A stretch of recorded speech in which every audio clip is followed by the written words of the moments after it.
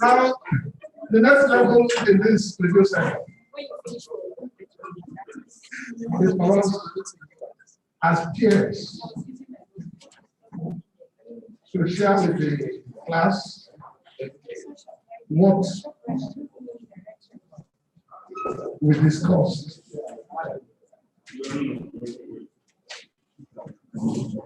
And the class will make contribution.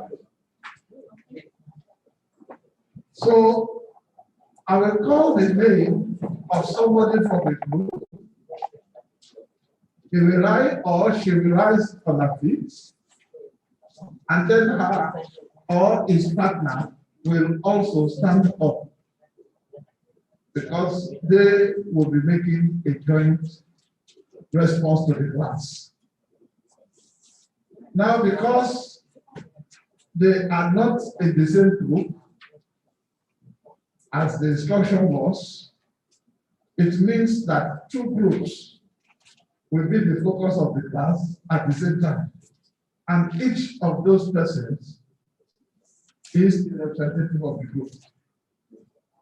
That was why I quickly declared initially that it was not supposed to be round table discussion. Okay. So I will call on Dr. Ogundwa.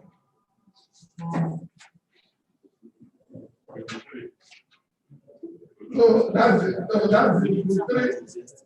And his partner is Dr. Adamu from group 2. That they are neighbors. Okay. So, Dr. Ogundwa, in terms of decontamination, can you please share with us what you discussed with your partner? You have just 2 minutes, so it has to be a summary. Okay, we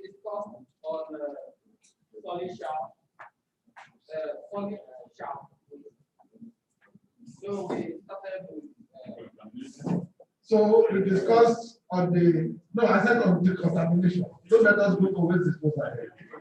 Decontamination.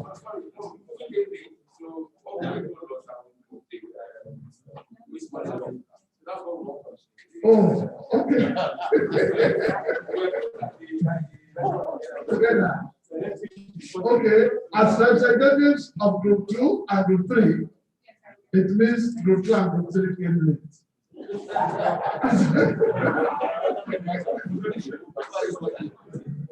Okay, but you can have your seat. Let me therefore call on Dr. Akabio, who is a pen. Okay. So, yes. Okay, because they didn't complete. So, Dr. Akabio and Madam, you will tell us on decontamination, what did you do? You have just 2 minutes.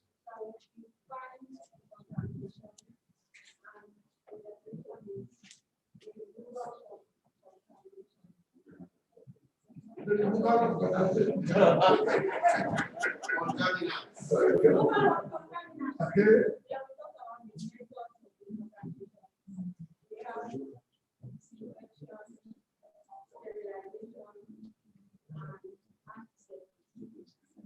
Okay. So did you discuss also on the differences between the contaminants and the antiseptics? Okay.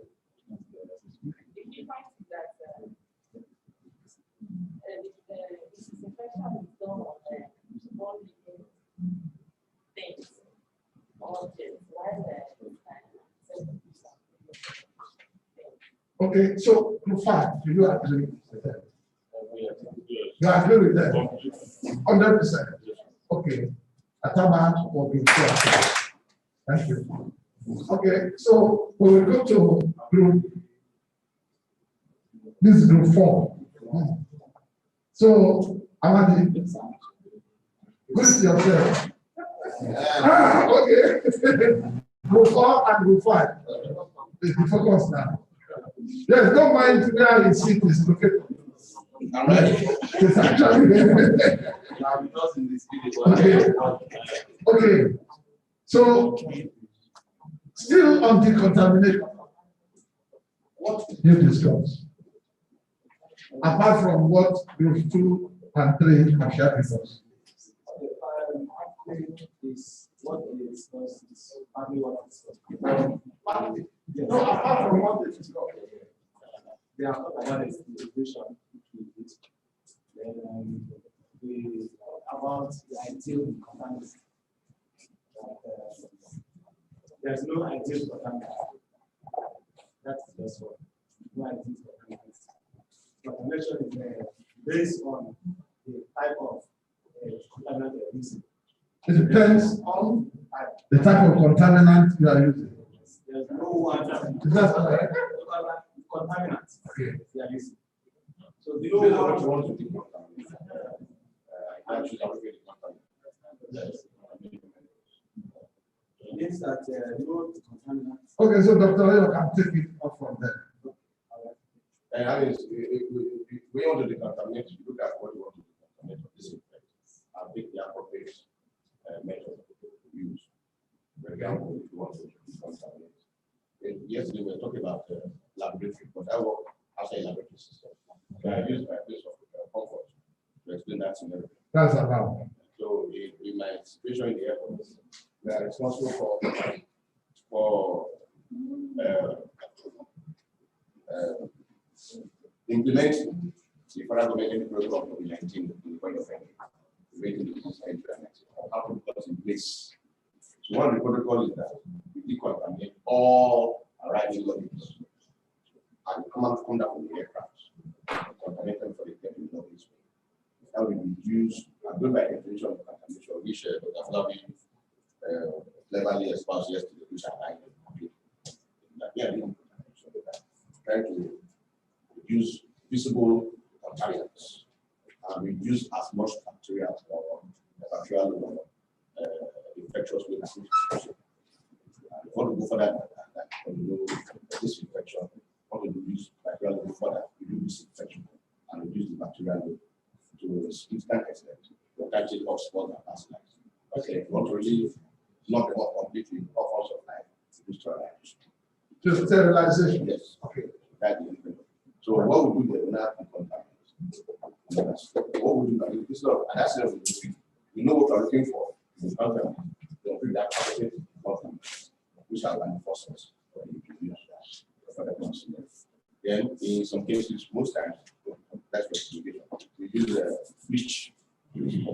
This is 3.5%. That will the market. Make sure it does not exceed 6 months shelf life. Okay. Bleach is like a generic Hypochlorite. hypochlorite. So make getting things to the properties that we look for to make sure that it meets the desired effects, which is actually the contaminating of the product. So look for a bleach 3.5%, not more than 6 months from date of manufacture. Okay, thank you very much, sir. What he has said. Just look at the date of manufacture. Look for it. Most of them in the market are getting expired. We're not getting to buy things that is more than 6 months for date of manufacture. So that initially very defeated the purpose of. Okay.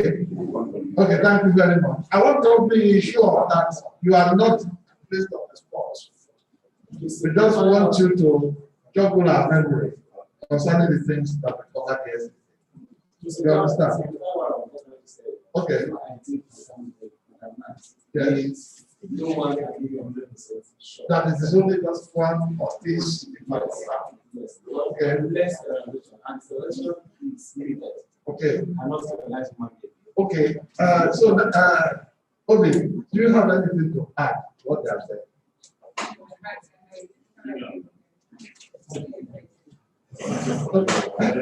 Okay, because the session was for you. But since you are already seated, and I can know you're not going to stand up again, please sit.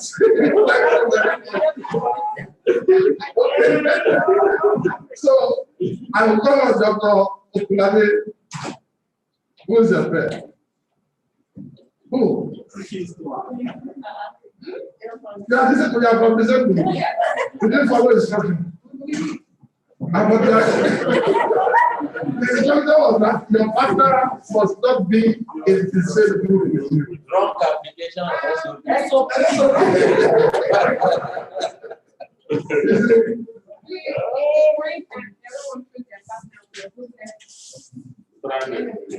Okay, so let me come up down. Oh, okay. Who is it? Okay, Stanley. Okay, the black mask is doing something different. Okay, Stanley. Who is your friend? Okay. So you can tell us something you discussed or waste disposal. Disposal of laboratory. We discuss that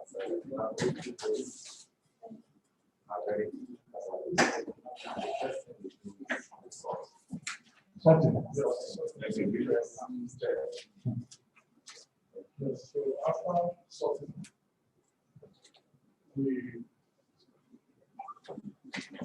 take the waste and go ahead with treatment before storage. Now, when you treat, the treatment you apply depends on the kind of waste you have to treat. If it is paper waste, we shred. Now, if it is biological waste, we treat as appropriate. You take for glazing or you pour chemicals to really sterilize or disinfect the waste. Now you store accordingly and you transport also accordingly.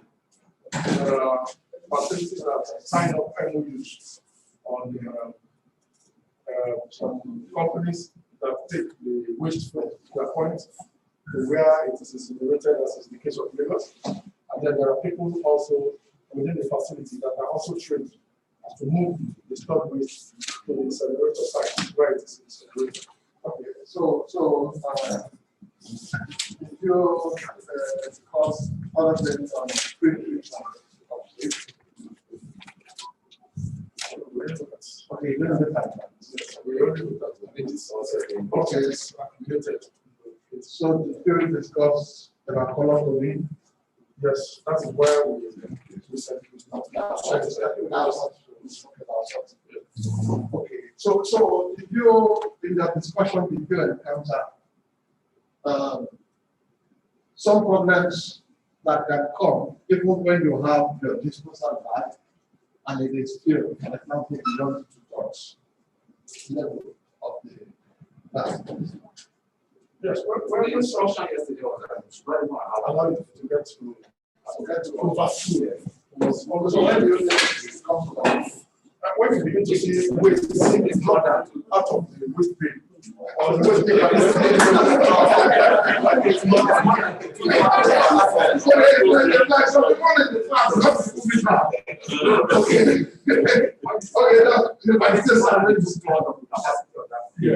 when it is more than 2 tons, and that it is even advisable that once it is half filled, you start. Exactly. Okay. So, Prof, is that another thing you want to add? I want to add something because I think I was alone.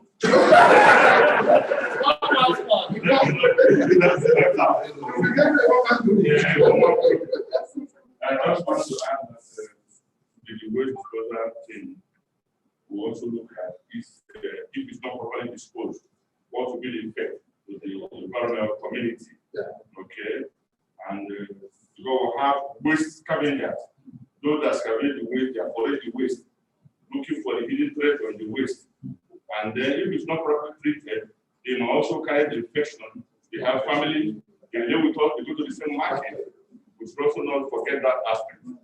And they want to talk about packing too, especially the shaft. The thickness of the bag is different from the ordinary one. I think there's something like that they also do. Okay, so we need to also do that. Again, even though we're talking about medical waste, industrial waste, we can also relate it to municipal waste because some of us deal with all these things too. Even when you are teaching, you can also bring this to you're supposed to. Yeah, absolutely correct. That was why we welcome the idea. Domestic waste. Even in our homes, practice. That's absolutely correct. Thank you for adding that. You don't have to do. It's so fancy for ones that are available in the market. You can improvise, provided they are properly developed. Okay. Yes. Thank you very One much. answer is, I think it is also appropriate to advise that the facilities appropriate hand gloves, not the latex, that should be used to convey waste. Because that's what we find that is common. People will just wear latex hand gloves and carry bush straps and carry, but there are appropriate hand gloves that are prick resistant. That can be advised. Yeah, that's what I think. So, So please, did you discuss about alphabetical? no, just That's in the general class. In the general class, I talked about what is going on. Okay, so what can you remember about mathematical?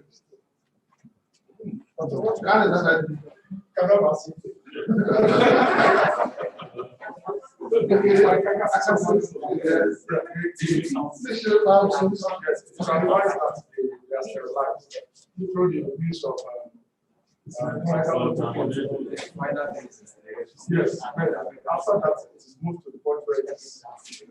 Okay, did you mention the types of incinerators you have in your facilities? No, Or that you don't even have at all? there's what the pit type where you put the waste and ball.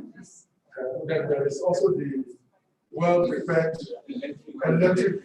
No, I'm actually answering that question because I thought in the process of your discussion, you will have cited examples of the one that you have in your facility. I will not understand that you have, but he might have. Yes, I know. Okay, so did you discuss some such along the Dr. Afolabi, can you tell us about what you have in your facility?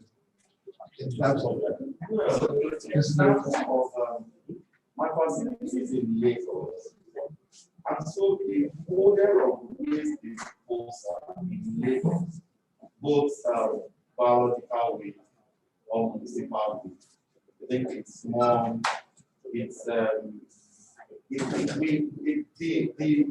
waste generator, you don't have access to the final destination. So what we do is, in Lasso, for example, you generate the waste, you segregate the waste, you store the waste, you can treat the waste, then you keep it in a designated place. So medical normal will come, keep the waste, and what they do with it, honestly, I am not private. Okay, but because it's a government agency, I will just believe that they are not justice. Okay, thank you very much. Sorry, Dr. Damu, in your facility, do you have something similar to medical law? Like,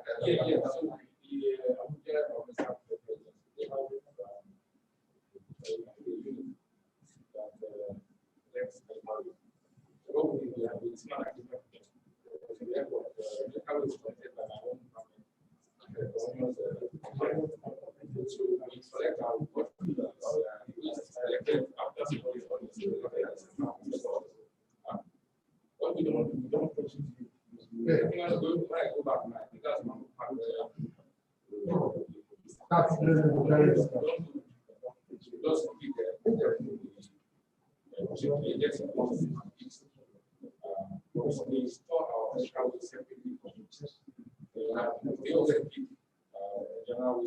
for the yes,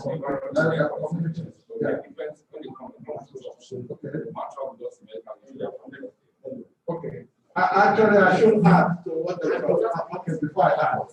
Sorry.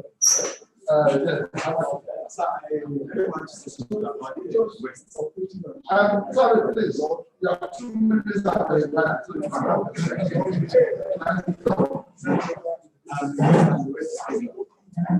remember the last time you came to our facility, one of the things you pointed out there was our pattern of pesticide, which was beets growing.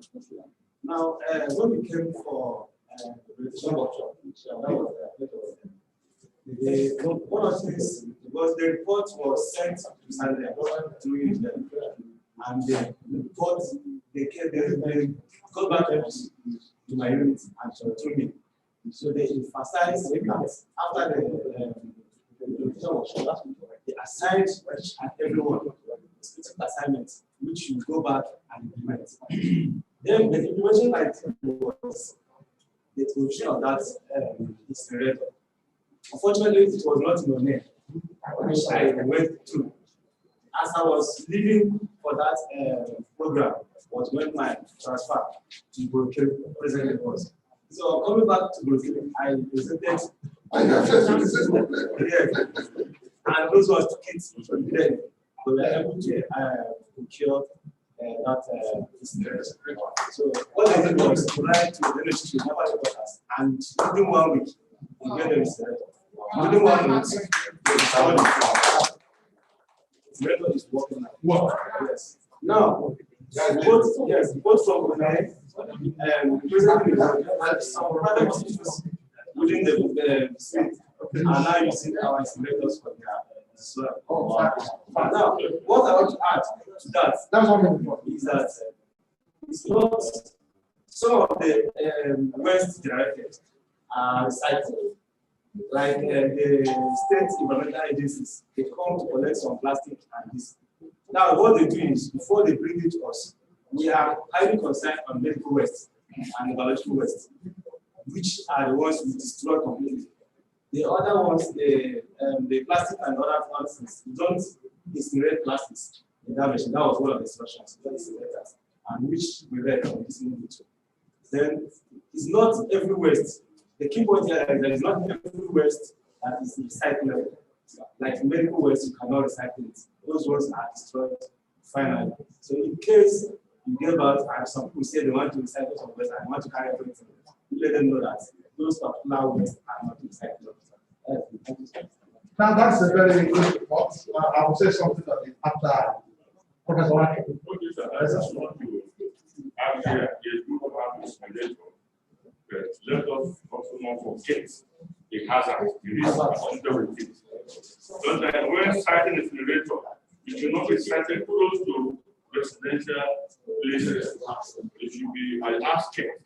They discovered that sometimes because of one that sometimes standing close to where people live. So the smoke that comes out of the chimney also goes down to where people live and daily, which is not good. And then also you find some areas, maybe because of operators that cannot get this commercial one, they improvise. You get a drum and cups, somehow create a generator for themselves. I don't know how safe that is, because that one is within the area. If they use it to run something, we do this thing without taking into consideration the side effects. That's the area I'm trying to look at. No, you are looking well. I want to believe that you are saying well. I want to ask if they have any policy regulating from government before citing that Actually, something happened, and which I was trying to tell Dr. yesterday. When they brought that incinerator, the chief of the have sent a representative. Now, the commandant of the unit was pointing at the particular place where the system is supposed to be signed. The representative said no. And at the end of the day, we had decided it was just in front of Commandant Gavin. But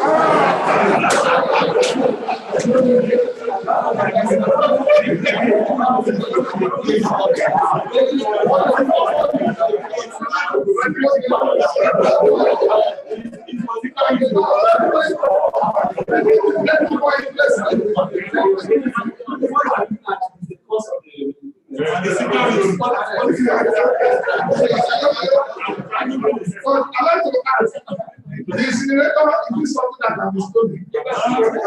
When you use it every time. They can use the bad guys. What about the security system of the facility? Okay, now one thing I want to say, I'll make the last comment on this. But I think it's getting more interesting. Okay. I want to react to what some of us have said so far. So, I'm sorry, I'm going to name names.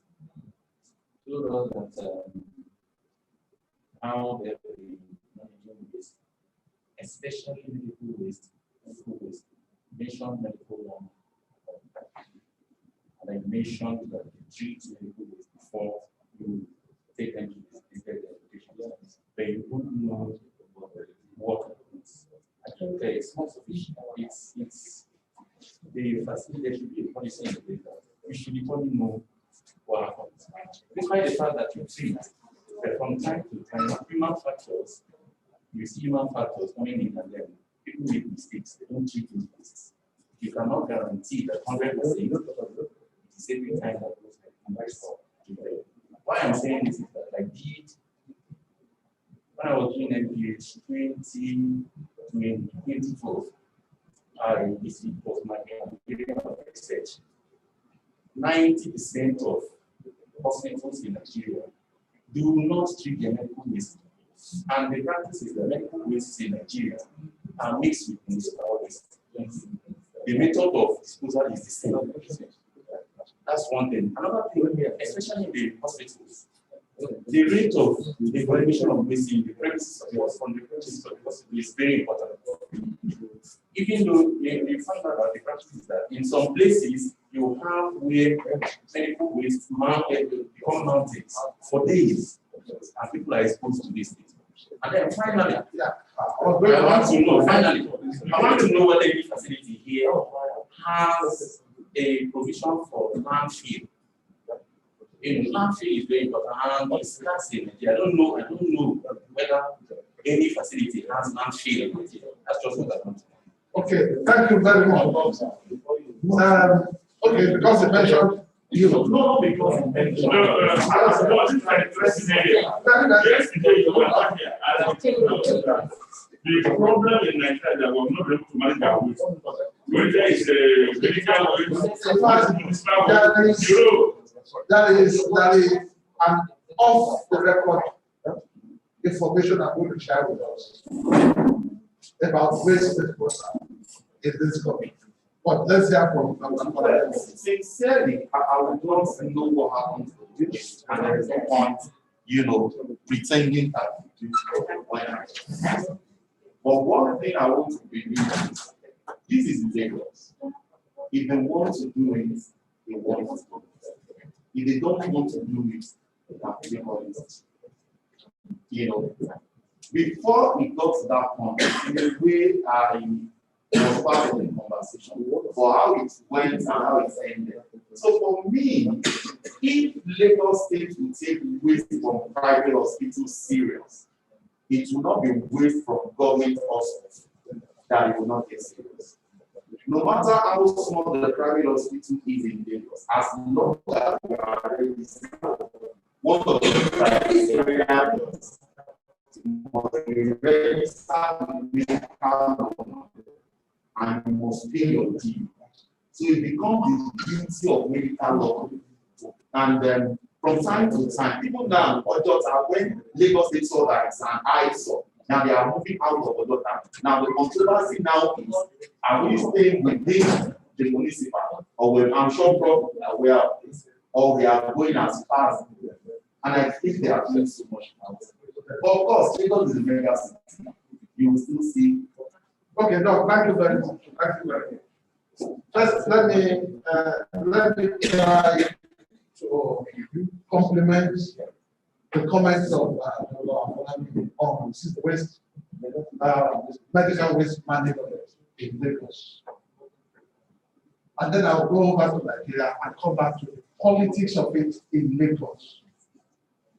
In the first place, Lagos has environmental sanitation law.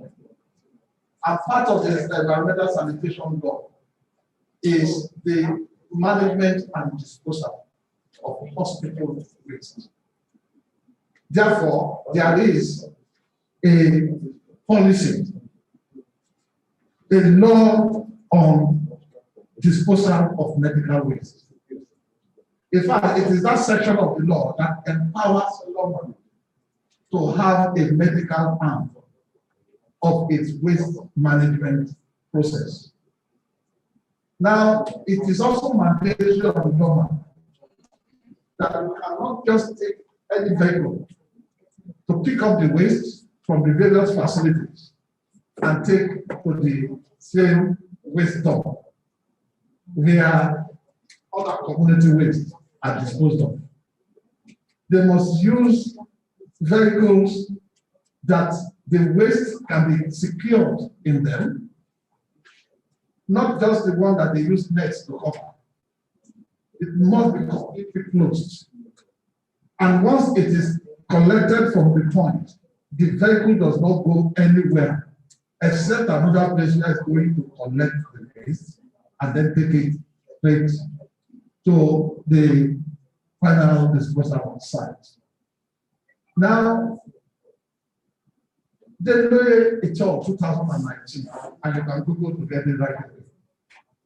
I've studied the issue of waste disposal, medical waste from healthcare establishments, and found that in Lagos and Abuja, that were our study foci, Lagos had a well-established medical waste disposal system, but Abuja did not. And that even though the medical facilities actually claimed that they retrieved samples that were collected and analyzed indicated that there were still pathogenic organisms that were still viable in the waste. So that now buttresses the fact that even though there are claims of pre-treatment, how well pre-treated were they?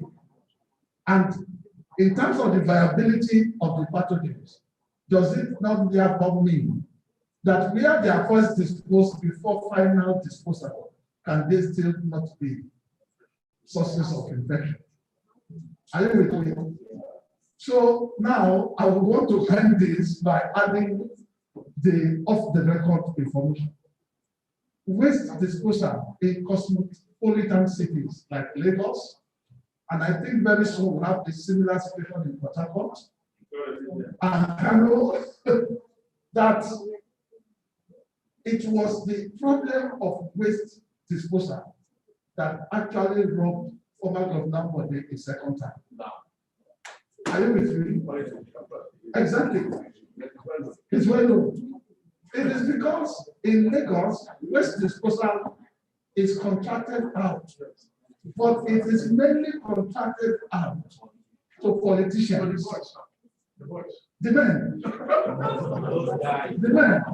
Exactly. The men now contract it out to their boss. Are you with me? So when Governor Bode brought up the idea of having sanitary landfills, and already there were 2 pilot projects that were nearing completion, one in Badagry, one at Ekpe, and there were trucks that were already ordered for, paid more than halfway.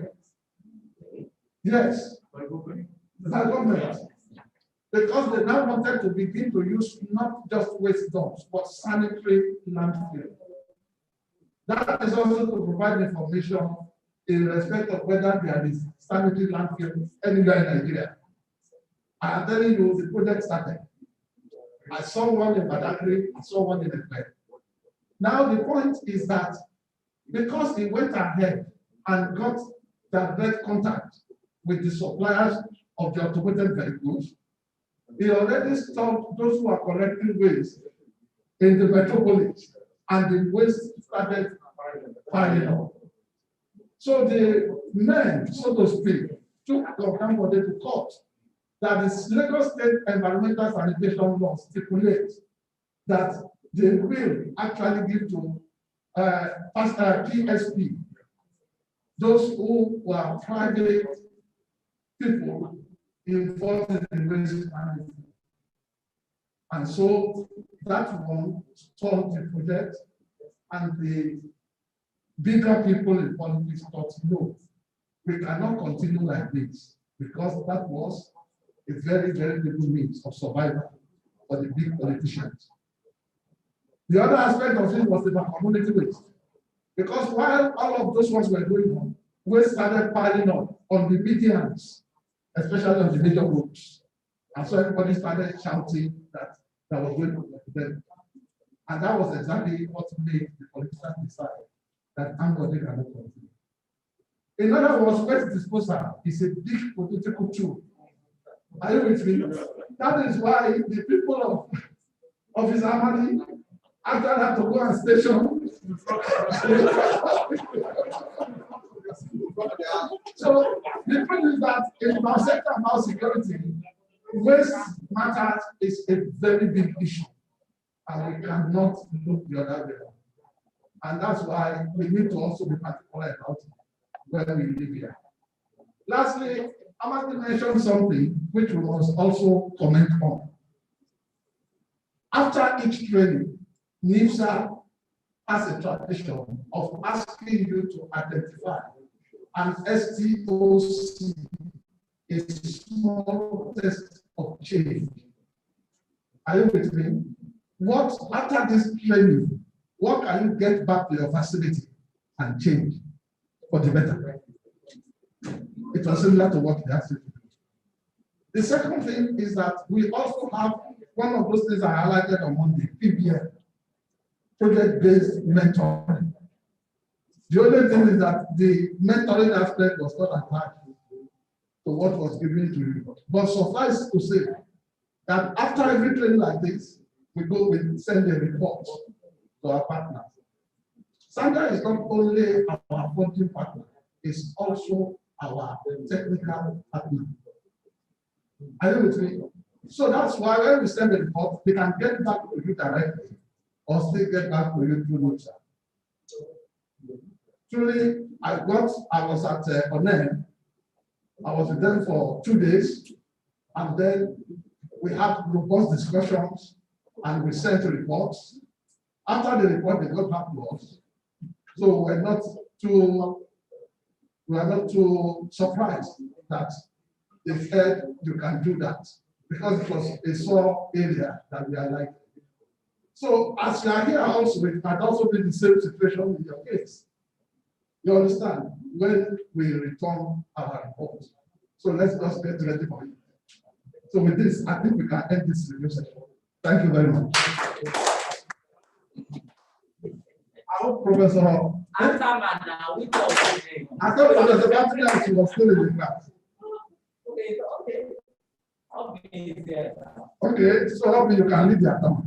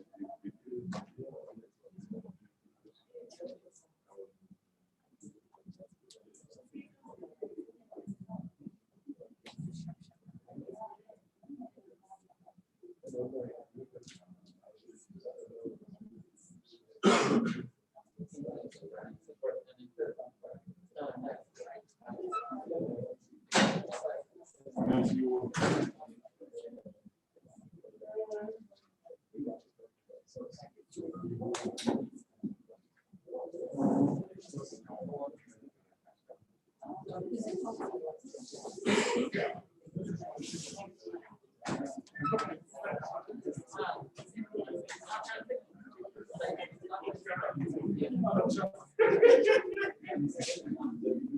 are you able to recover this?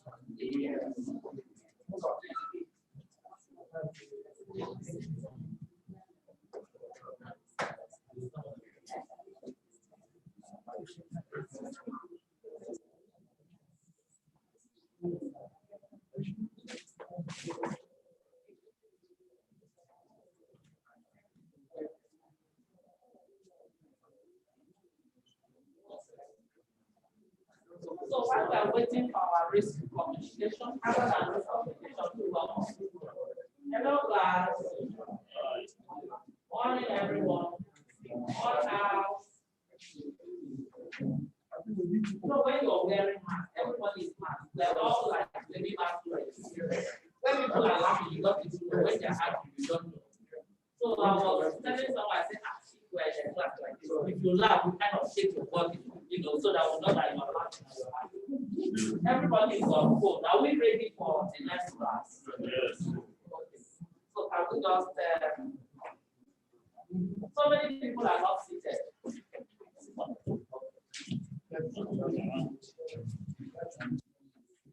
So one thing that has happened to how many people love wearing masks?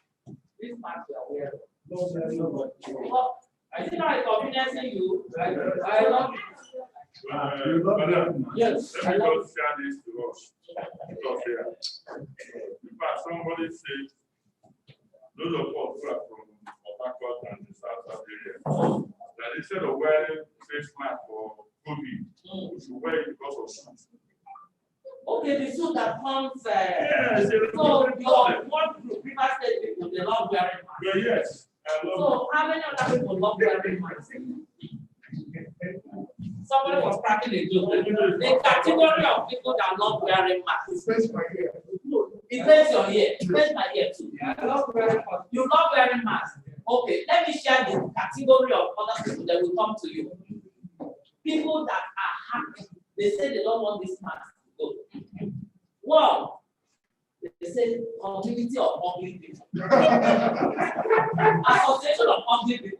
So all the girls that are ugly, they are happy now. The men will not come and see their ugly. So the choice of getting and going because they are happy. So that's a group. Society of ugly women. And then another group. Those who have mouths odors. They say, no, finally we can sit beside somebody and talk. Without the person looking away. I recommend it. Oh, community. They are all laughing. Then another set of persons, those with serious tribal marks. They say, finally, people will stop taking second, third look at us. Serious, some people say, oh, good, no, you're elite. Or your people. Serious tribal marks. I fought lion tribal marks. Kai! They say, finally, we can at least be happy covering our faces. So we'll now come to our gentleman. You love it. Which other reason? Don't forget it. Which other Before this thing came, I used to have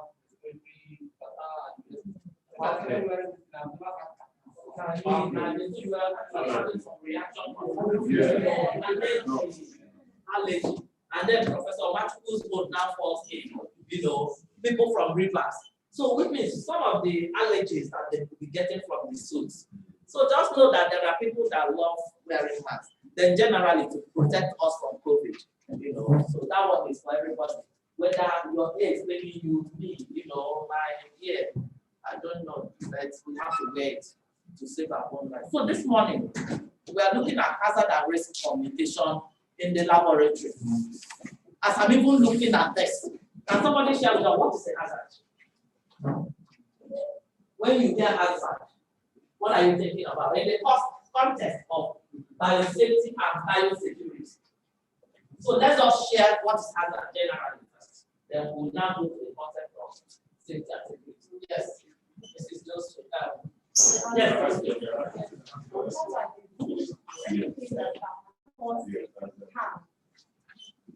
Or anything that could have a potential can be a bio related, can be a threat. So those are Anything to affect, let's say this is the first one. So she said anything that has the potential to cause harm. Do we all agree with that? Hazard. So in the context of safety and security, what is a hazard? You relate, those of you that majority have done basic. And in that basic, when we are talking about hazard and threat, hazard relates to what? Biological agents. Safety. No, you've all done basic. You must answer this. You've all done basic. We are here to recap the things and remind ourselves. So when you are looking at hazard and threat, hazard and threat. Hazard relates to what? Biosafety. That's why I stopped. I said, don't do any important. Hazard relates to biosafety. Why threat? Okay. So hazard and risk communication in the lab. So even in though it's just hazard and risk communication, threat too. If there's a threat, you can also communicate. So it's about communicating risk because we know that there's safety risk and also biosecurity risk. So don't get tired of this. So looking at these two young people, are we making friends with one another? You see how, oh, what's your name? And they are happily going to home. Do we now know where we are all coming from? The person sitting next to you, the person on the other table. We can't shake hands, they're stupid. From Martinius, you are the class rep, you pay fine. They say we should, do like this. Or kick somebody's leg. Or kick the leg. So when we see our very close friends, I saw some of my friends I've not seen for a while. Say, don't forget COVID. Oh, this is Africa. We have to, even as I was coming, I said, hey God, I hope I'm not captured on camera. Now, you are going against the rule. So the action plan, our learning contract, on hazard communication, you take 15 seconds and fill out something. What do you want to know? How will you feel?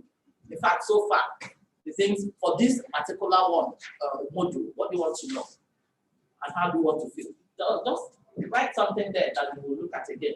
Dr. Honey, how far? Are they calling you from your office? I'm sending some things to this. We have to do the cancel from that. Okay. And what you'll be able to do? 15 seconds, just scribble what you want to. So, are we good?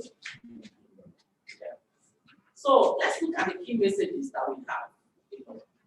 Number one, not all hazards are identified or apparent. Do we agree with that? Yeah. Not all. Many laboratory acquired infections have occurred when known hazards have not been clearly identified. So all those with access to a laboratory or equipment. Yeah. And that's why it becomes very dangerous. The things you know and see, the ones you don't know, sometimes might even be greater. Because we are so constrained, we are so limited, both in knowledge. We're talking about COVID now. There are so many other things that might be in this system coming up, or they're already with us. Unknown gunmen and unknown agents, They are. They are. The government are threats, but unknown hazards. So unknown government. They are not. How about on government? That is not. This guy is Stanley. So many laboratory acquired infections have occurred when unknown hazards are encountered. Many. We know a lot of people working on one thing or the other, researchers that have been infected, you know. Sometimes they don't even know what has happened. And in the African setting, everything we leave it to God. Let's leave it to God, you know. But time has come that we are bothering God too much. We have to investigate, do pathological investigation, post-mortem, to find out, so that that pathological investigation, the autopsy, we take the tissues, we do all that. Will help, that finding will help to save souls later. Not to just say, go and bury it, it's unknown. Simple, strange strategies to use sign, symbols, and other types of communication can clarify the risk profile of a laboratory or equipment. These are key messages. We are going deep into the question. So when you see signs and symbols, they are simple, but they can go a long way in communicating risk. Hazard communication must extend beyond those who are knowledgeable about the work. Was it yesterday we were talking about, you know, carrying everybody along? We are talking about hazard allowance. The only argument is that it cannot be equal because some people are more those who doesn't agree, want it to be equal. So communicating hazard now should be equal, not hazard allowance. So let everybody come and know. We have to accept it. All right, so don't get bored with this. The tripod, biorisk management, assessment, mitigation, and performance. Okay. So we are going to do a little exercise. Have you observed that in the GBRMC models, exercise, exercise, exercise? You can't come into the class and be in your little corner alone. Just listening. It won't happen. So be part of your group and do this exercise. You must be part of everything. And that's why you can't say anybody sleeping in any area. You can't sleep. You can't. How are you going to sleep? So you are asked to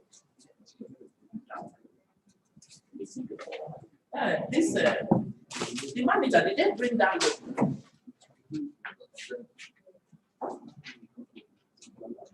Let's see whether it will work. Okay. Okay. So look at the question. You're working in your groups now, and you're going to report to the class. You are asked to retrieve and transport. You're going to do things now. You retrieve and then you transport a microorganism culture. It's a culture from the centrifuge for a co-worker who is working in a biosafety cabinet. So Mrs. Fatima is one house. Mrs. Fatima is working in a BSc. She cannot, when we are looking at BSc, say once you start work, you can't be moving up and down. So she just called Vicky. Please put your names. We like to refer, okay. So she just called Madam Vicky and said, please, just help me go to that centrifuge in the other room. Get me that culture. You know, I want to work with it because she cannot just leave where she is. And then the assignment is, the first one is that you're asked to go and bring it. Look at the question. What would you want to know? It is that thing that you want to know that will help you to know what precautions would you take. You can't take precautions. So when we are talking about assessment mitigation, what would you want to know? Wouldn't you do some form of assessment? To know, I'm not doing your exercise for you now. Because what precautions would you take is about mitigating. So the assignment is simple. You that have been sent to go and get a microorganism culture to deliver, Fatima will deliver to Madam Vicky. What? So the groups, please list, you know, you're going to share. Appoint somebody that will come and tell us group by group. What would you want to know? When you tell us what you want to know, then you will tell us for each one. what precautions generally would you take? Or do you just run to the certificate, pick the sample and dash to, okay. 3 minutes. We can walk quietly.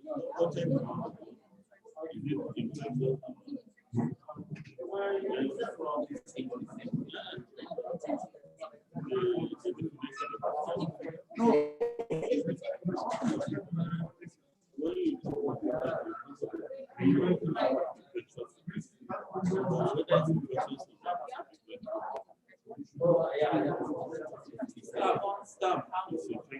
But it's not.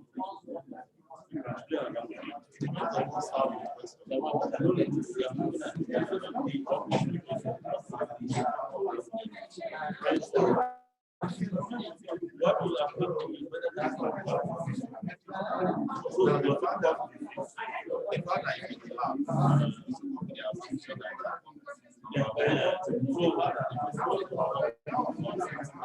yeah. Well, so the first thing is how fortunate is your family? Even like staff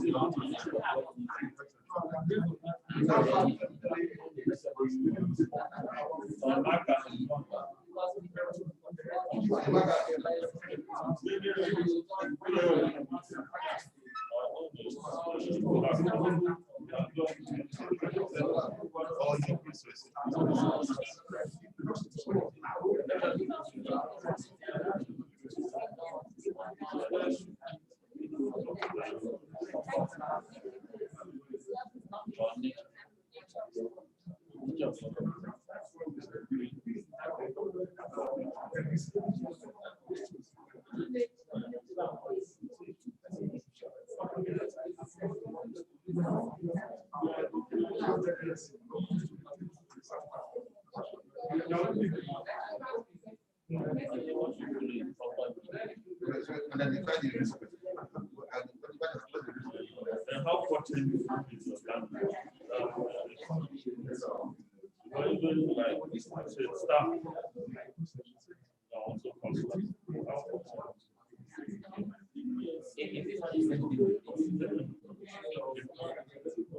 These are very factors that expect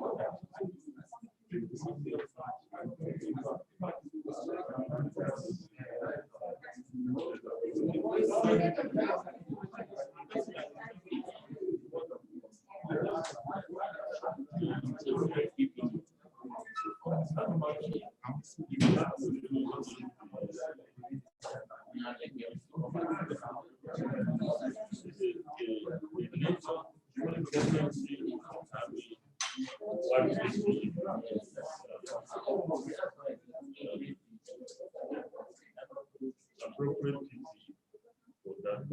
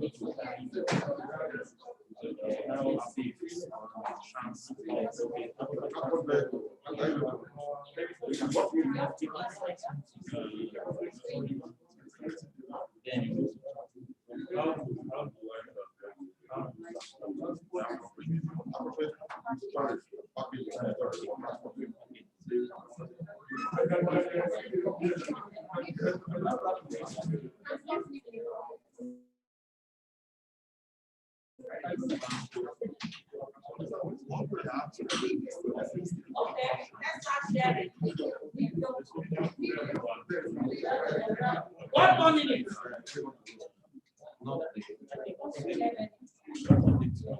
1 more minute, and I've got a good share.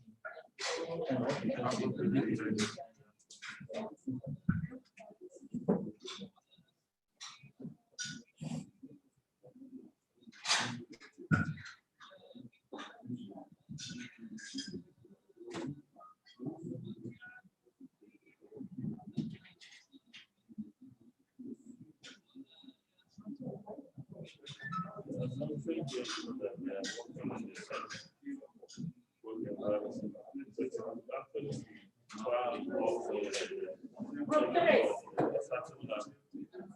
Group 3, come and share. You can stand where you are. Tell us what would you want to know, and then what precautions would you take?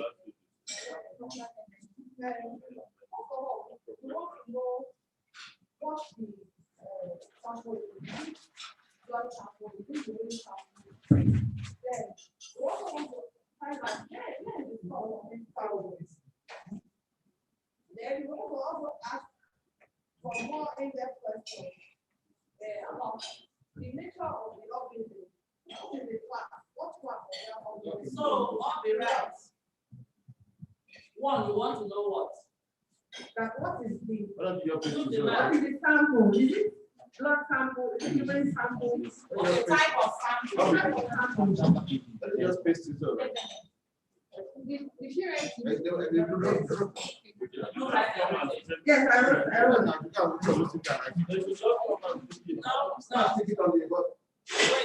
No, wait, hold on. Right, what would you want to know first at the beginning? What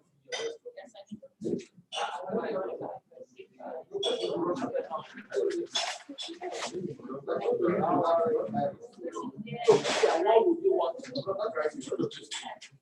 Which one? Type of sample. Don't worry, Dr. Hunt. We will do it. What would you want to know? Okay. One. You said what? Madam Lucina, I said, what type of sample is this? so type of sample. Tissue. Okay. Then we want to know. Okay, let's finish writing that. Next. Then we want to know where is the source of this sample? Hmm? Where is this sample? Where did it get it from? Directly from the person, and what is the what is happening with that person? From the sample collection register, we'll be able to know something about the sample. Then also go in there to find out the entire One house, so that you can, if you're not done, quiet. Next. Did you follow what I just said? The third one is what? Find out the class of the organism of that sample. Okay, so the class of organism. Yeah. When you say class, what do you mean? Whether it's class 1, class 2, class. You use class or I'm sorry, yes, of the organism. not good class. So You don't write until you Not have good class. so you put the safety level of the organism. Yes, yes. Okay, so after looking at that, we want to ask for the legal. I did legal. What organism am I going to pick from the statutory? No, We are not the assessment. we are not looking at what we come down to. So once you know whether it is legal, so I will know which one I'm going to collect from the Okay, what statutory. did you write? BSc. BSc No, BSL. Yes, BSL.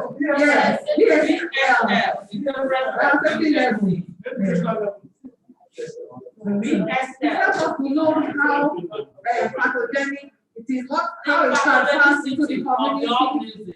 Yes. So that's what. So the next one, pathogenicity. Helps us. So at this point, after getting this information,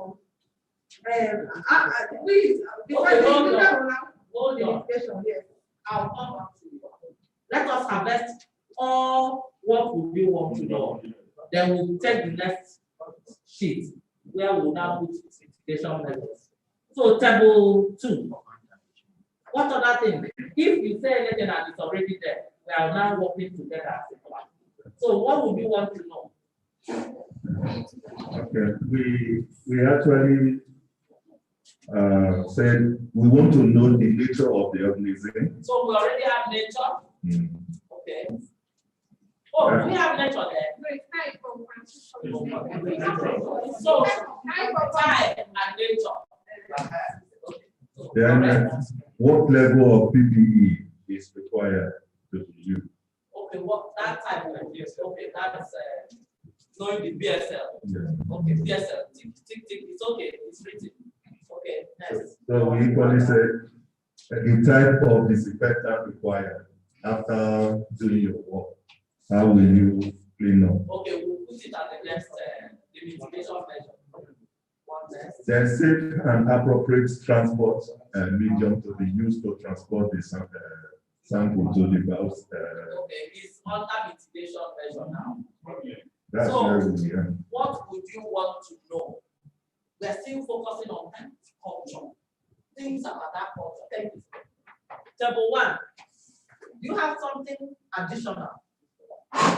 We have pathogenicity of the sample, because these are the things that will guide you to know the mitigation measures that you need to use.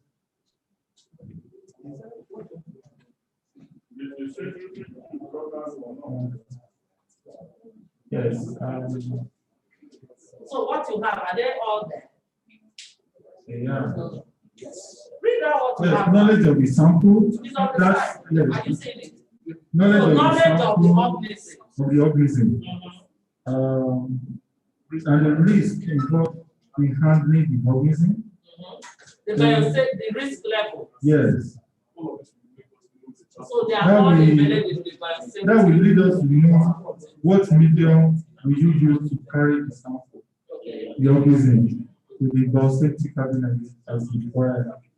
Then the type of PPE that you will need to put on or to wear. Okay, so that will be on the next slide. Thank you.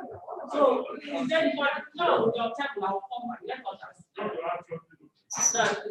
Let's share from other than We would like to know the nature of the sample, whether liquid or solid. Okay. Would you have a solid in the centrifuge? Okay, liquid solid. You're picking it from, they are already spinning and they just want to take it to the BS. So nature is correct. Already, okay. That is it's liquid. Oh, other ones there. All right. Table, is there anything you want to add?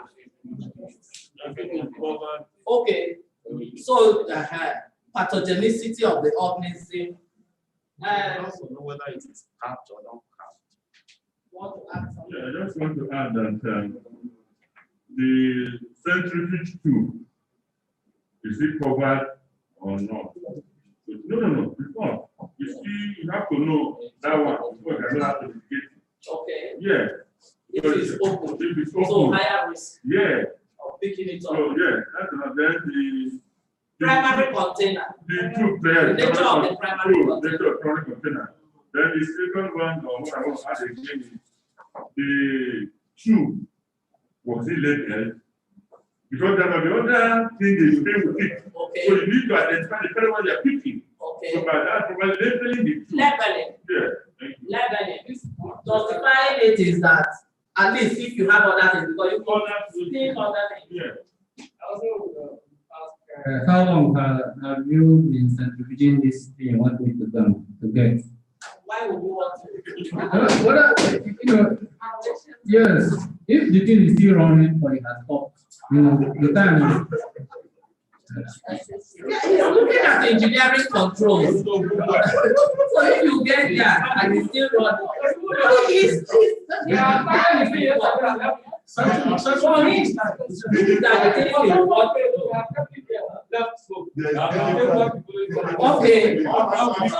Mr. Kogwa is being careful about the centrifuge still running and then causing harm if he goes there to open it. Then you will know that when you get there. That is concern. That is concern. And it's completely right. But is it also important for us to know the root of, you know, transmission? No, apart from pathogenicity. Of exposure. It's not the nature of the organism, part of the nature of the organism. We need to make any sense to find out. So that you know whether it's something that you can get by then, of course. So what we add Actually, you have that in mind. oh, you had it in mind. Okay.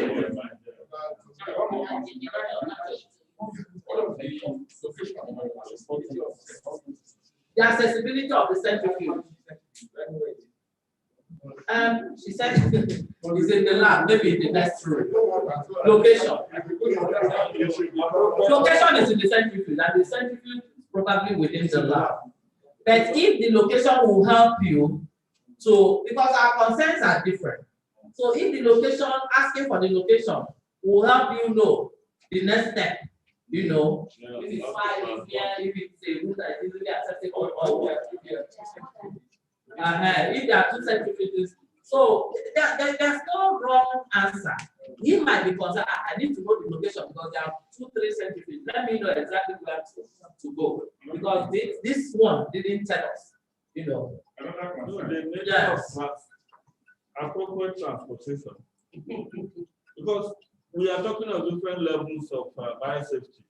The lab that is having the centrifuge may be quite different from the lab that. Okay, let's get back to the question. What would you want to know? You are asked to retrieve and transport. Yeah. So the nature of the appropriate transportation. You will want to know by the time you get to know the type of organism. Yeah. So you begin to know. So what happens in the next page now? Please flip the next page. Based on the fact that you have done some basic, the take home here is that you need to do some basic assessment of the situation. Not just, go and get me, then you jump, open the centrifuge and eat. That's the point I'm trying to make here. Ask questions, find out what are you seeing inside. What is there? Where did you collect? Somebody said, oh, was it collected from the patient in, which was to give you an idea what is wrong with that. Somebody said, what type of sample? Is it blood? Is it urine? We already know it's liquid, because they are spinning it. You need to ask some questions. There's nothing wrong about asking. If there are 2 centrifuges, which centrifuge, 1 or 2, which of them? And then Prof said, when you will want to know whether even the primary containment is, open or it has a cap and all that. Even the centrifuge itself, has it got a safety cover? Then you try to ask more questions about the agent to know, it will guide you on the appropriate review. So let's take the next. What precautions would you take? So I'll start with table 5. Yes. In asking questions, I think the instruction is so direct to us that there are questions to be eliminated. Like the issue of received blood, that should not come to be. It's a microorganism culture. So blood cannot be culture. That is what I culture in the centrifuge. It's already there. The organism is already there, not a fresh sample. So are you saying you shouldn't ask questions if you have to retrieve? I just mean questions. So let me understand. You said they are saying transport. Let's hear it now, so that we understand. You are asked to retrieve and transport a microorganism culture from the centrifuge. Microorganism culture. Are you saying that there is not blood, that it is urine? Is this question telling you whether it's blood or what? I want to understand. What I'm saying is, when you say microorganism culture,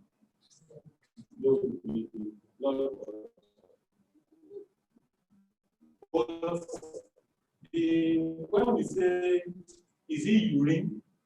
I don't think let's read that to have started there. Does the question actually make sense? So let me ask my colleague. Do you think the culture Is meant for, is going for culture.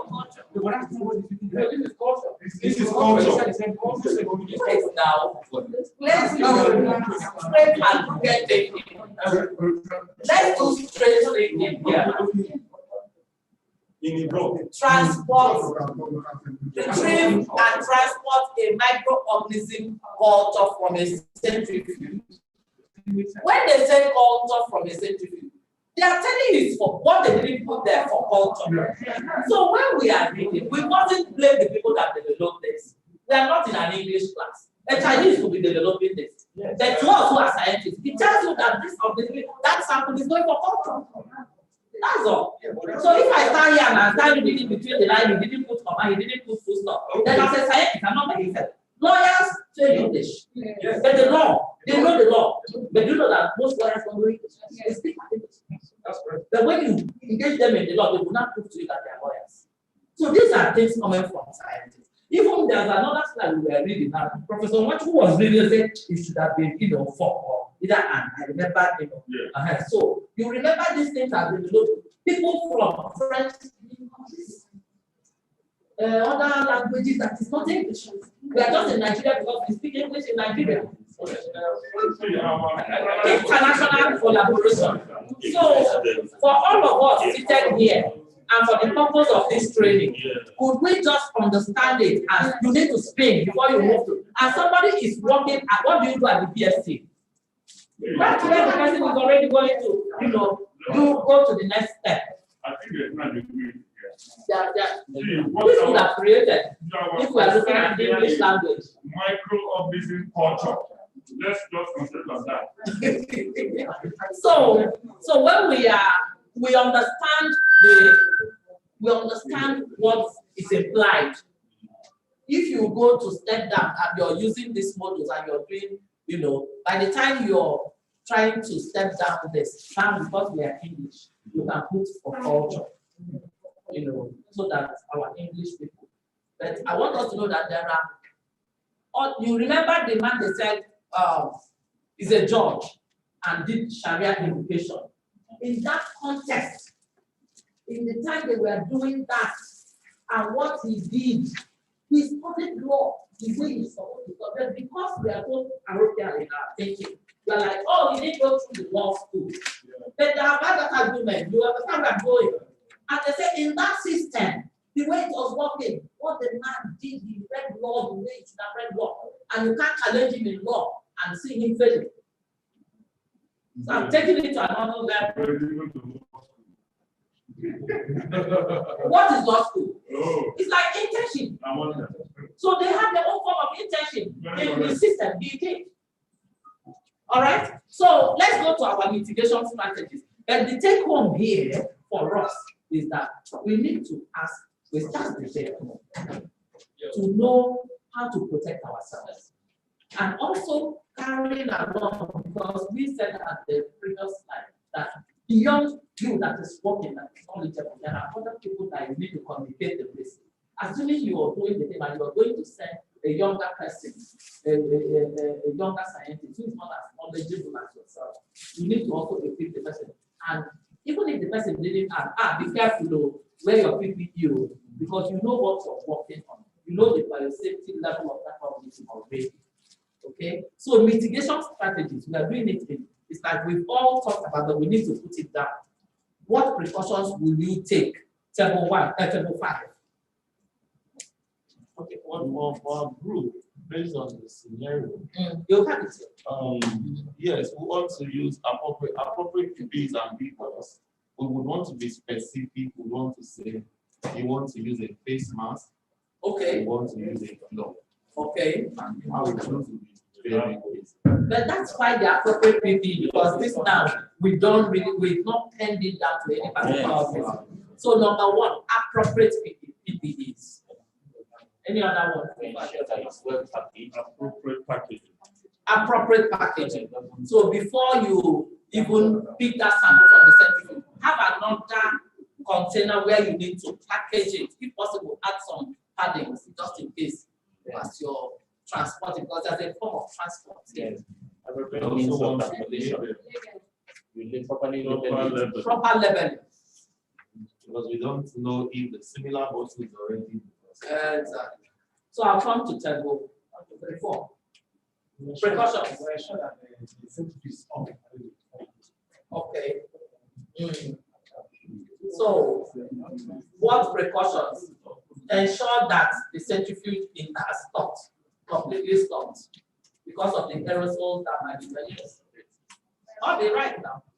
Ensure that the centrifuge has stopped completely.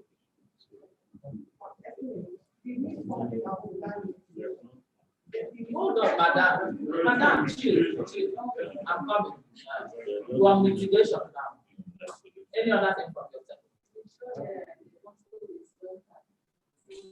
Okay. Ensure the centrifuge has come to a stop, and then also ensure that the sample container is capped properly. All right. So.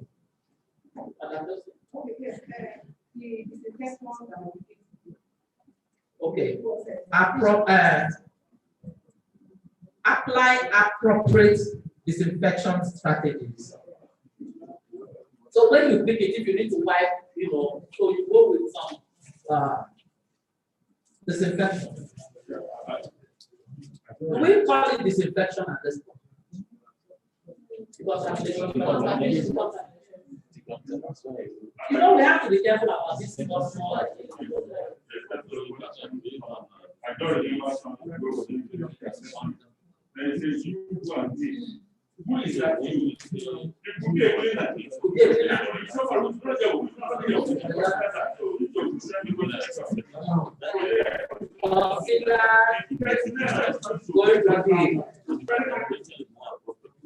So the personnel that is going to get is the person that is being anticipated.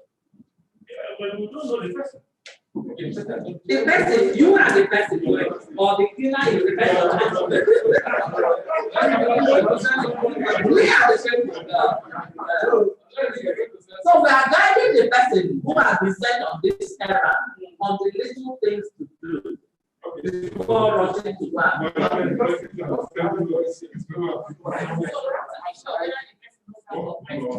Not to win. You have been asked to win. Your table, what do you have as mitigation strategy? For us, as a group, I think we're not the one that has had the process. We will not be the people to open the temple. We observe. If there's any place of experience, we will be contaminated. Exactly. So, you contaminate because you're picking it from a century and you're putting it in another, carriage container. So, number one, what do you have for us? We have seen that some of the items we listed that. So we are convinced that after packaging, we have to have a proper transport medium. Yes.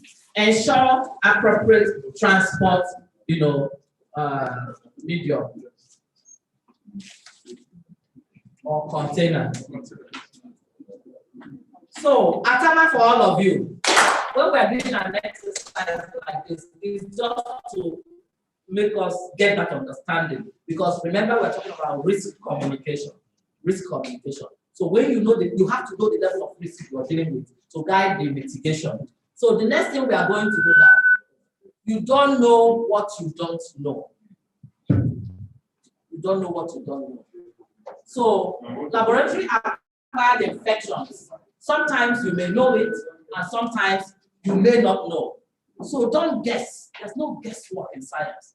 Professor Martinez yesterday was telling us, when people do research, different people will come from, with different approaches and different results, and they can argue out, But sometimes what you don't know, and you don't argue blindly, because another research conducted in Lagos, they have their outcome and they are telling you this is how it is in Lagos.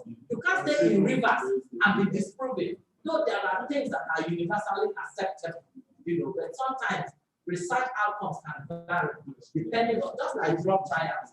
You try a drug on Olivo and then you come to Africa. COVID has killed many abroad. Then what's happening in Nigeria, even as the variants are coming, this one, the drugs, but how many people are actually dying in this Nigeria? And in Africa? Where is Dr. Oyo? Tell us. Honey. Where is Dr. Honey? So, SARS in Singapore in 2003, Yersinia in Virginia in 2008. These are outbreaks of laboratory-acquired infections that happen in, cowpox in Illinois in 2010. Sometimes they will say no infections, but there are infections going on. Unknown things, but there are infections going on. That's just what this slide is telling us.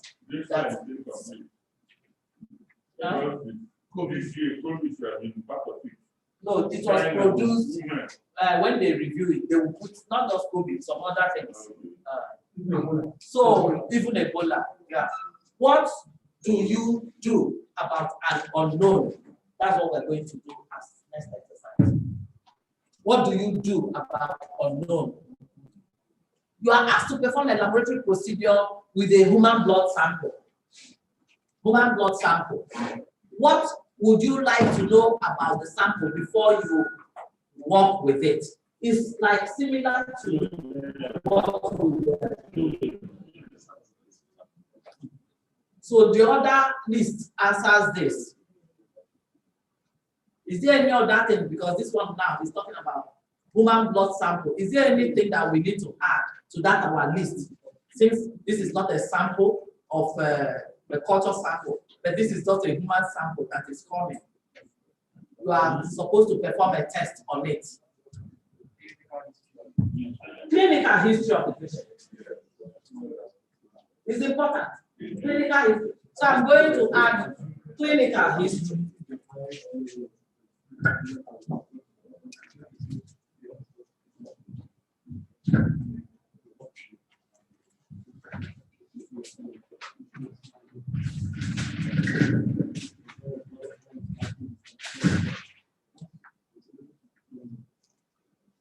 So we're looking at the unknown.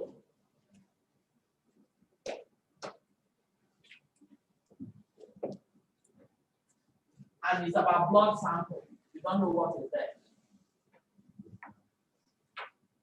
One, clinical history. Because that could be slightly different. Number two is what? We're doing it in plenary. What would you like to know about the sample before you work with it? Sample is coming. So, hands up so that I can take. Okay, madam.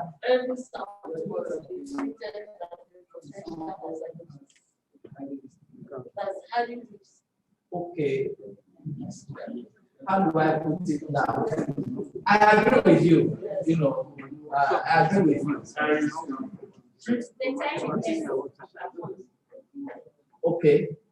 Type of text. They must have written it. Then three. Somebody was raising hand. Yes. Where is the sample coming from? Yes.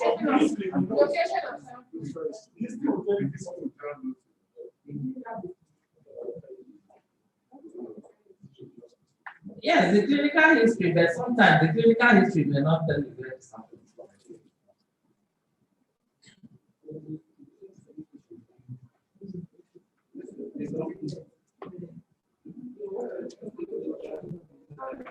You are performing a laboratory procedure with a human blood sample. What would you like to know about the sample before you work with it? Site of collection. Site of infection of the patient. Site of collection. Will it affect anything about the patient? We're doing corrosives. How long of the sample? Will the period affect your mitigation measures? No. That's the question I will ask. Whether there is an outbreak of infection in that place where the blood was. So would where the sample coming from yes. answer your question? Yes, it will answer what because we captured it from where the sample is coming from, just in case there's an outbreak. I think that Will the volume if we have affect yes, if it's overfilled, it's because spillage? So what would you like to know about the sample? So you observe it. Do we agree that volume of sample might have anything to do with our mitigation measures? What we are being asked is, if it's overfilled, what would you like to know About the sample. And we mentioned there that we need clinical history. I think we need a robust clinical history. So if you make a I put clinical history. You want to add robust in it. if it is robust, what of those we are talking about will be Dr. Kolabi, So I should add robust. and the robust. what is robust clinical? You are the last doctor. You will not say. What would you like to know about the sample? Remember, we're talking about risk because the risk we are going to identify will depend on all the questions you have. So we're doing a survey, please. Okay, we want to know the type of container You want to know the type of container. That's They brought one house, please. Before we pencil it down, we want to agree because anything you're saying, you have to justify it. They collected a sample in the ward or in the clinic in a container. If it's hematology, they didn't tell us whether it's hematology or chemistry or micro. You know, but they just want you to perform laboratory procedures with that human sample. So by the time that sample comes, you're already seeing the container. So what are you saying now? No, what I'm saying is that, you know, like COVID sample, you don't just accept COVID sample from a primary container. It has to be placed in a secondary container. Okay, are you saying this blood sample came from a COVID patient? No, I'm not saying that it's COVID. Yes, it might be COVID patient. If it is COVID patient, what's the relationship between the COVID, the organism causing COVID? No, let's leave COVID.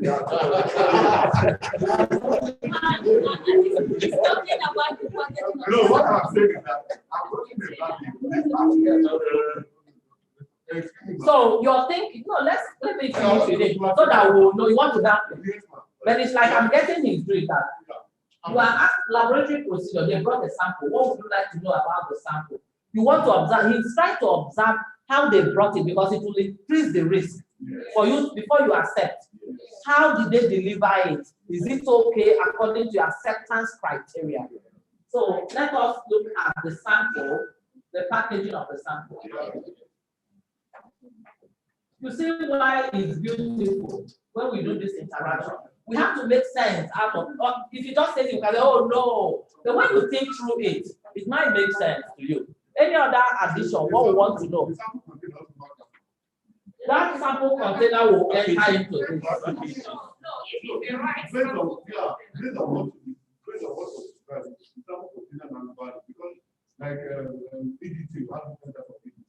So why don't we are packing them on the package. That package includes the primary container and the secondary container if it is possible to do that. Or even samples that come in triple packaging. That's why I'm using this. You can unbundle this into what you're saying now. Cascade it to primary, secondary, and then even the triple packaging, depending on what type of sample. So the biodata on the request form. The biodata. Okay, type of test. That biodata will come in the form. So we would like to know whether accompanied by a lab form.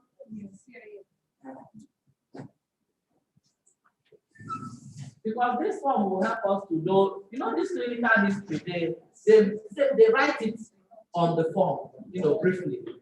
Except you want to now ask for more, then you can go to the file of the. Is there any other thing we want to know? In Nigeria setting, is it paid for? What? Okay, the next question. Let's move on. We've understood what we're trying to do here when they bring sample. The next question says, what would you do if the answer to most of all your questions is I don't know? Sample comes into the lab. When I was in the teaching hospital for many years, they bring sample, there's a form accompanying it that under age, you say adults. Sex is play. Clinical history is blank because the clinicians are busy and they are looking at the number of patients outside and they're like filling it quickly. And then you get to diagnosis. Sometimes the doctors will write something you may not understand what's going on. So it brings you to maybe type of test they will tell you because they need you to run that test. And then where the sample is coming from, they can write a clinic that you're not getting. You know, the teaching here is what of it, most of the information that you are telling me that will guide you, it's a no. It's not possible for it in real sense to be a no.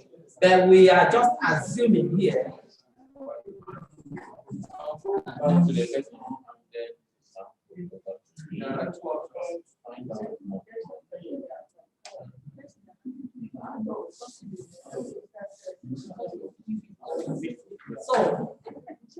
So what will you do if the answer to most of what you will do is very simple here. Somebody even mentioned it before. What will you do if most of the answers is I don't know? They are not telling you I don't know, but it's like the form accompanying it is almost blank.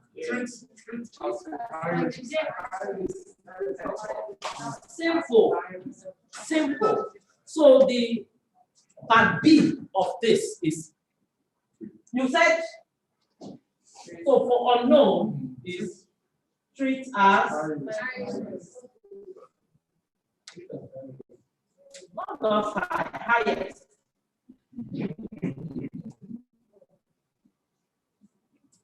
That is the bottom line.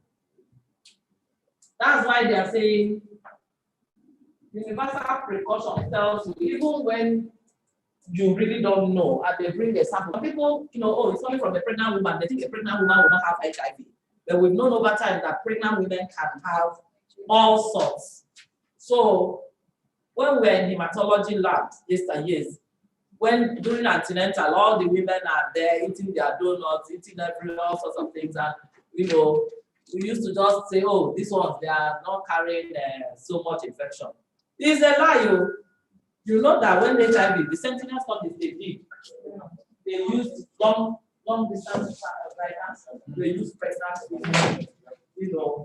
The pregnant women turned out to have, a lot of them, not lots, but a significant percentage of HIV. That was when people started knowing that there's nothing like a safe group, a lower risk group.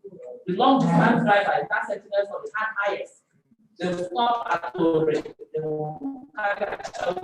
will stop at the Lagos. They will sleep for 4 days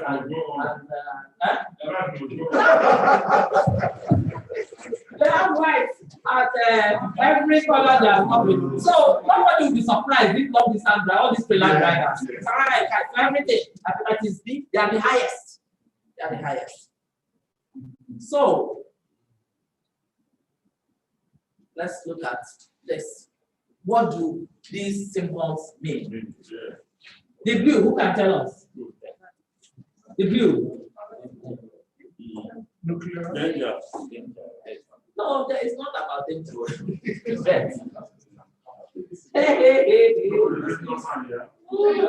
Deadly. Yes, please. Deadly. Please, Fata.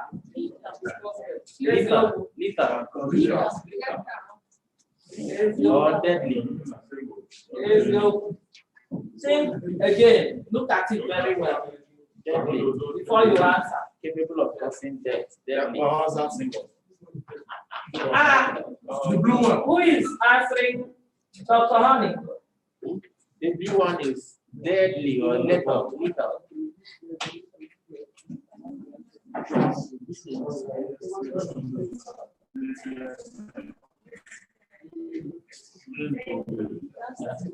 Who wants to try? If this is lethal or deadly. The blue one is The blue one. Little. You said lethal. Yes. Deadly. You don't have a symbol. Who wants to try?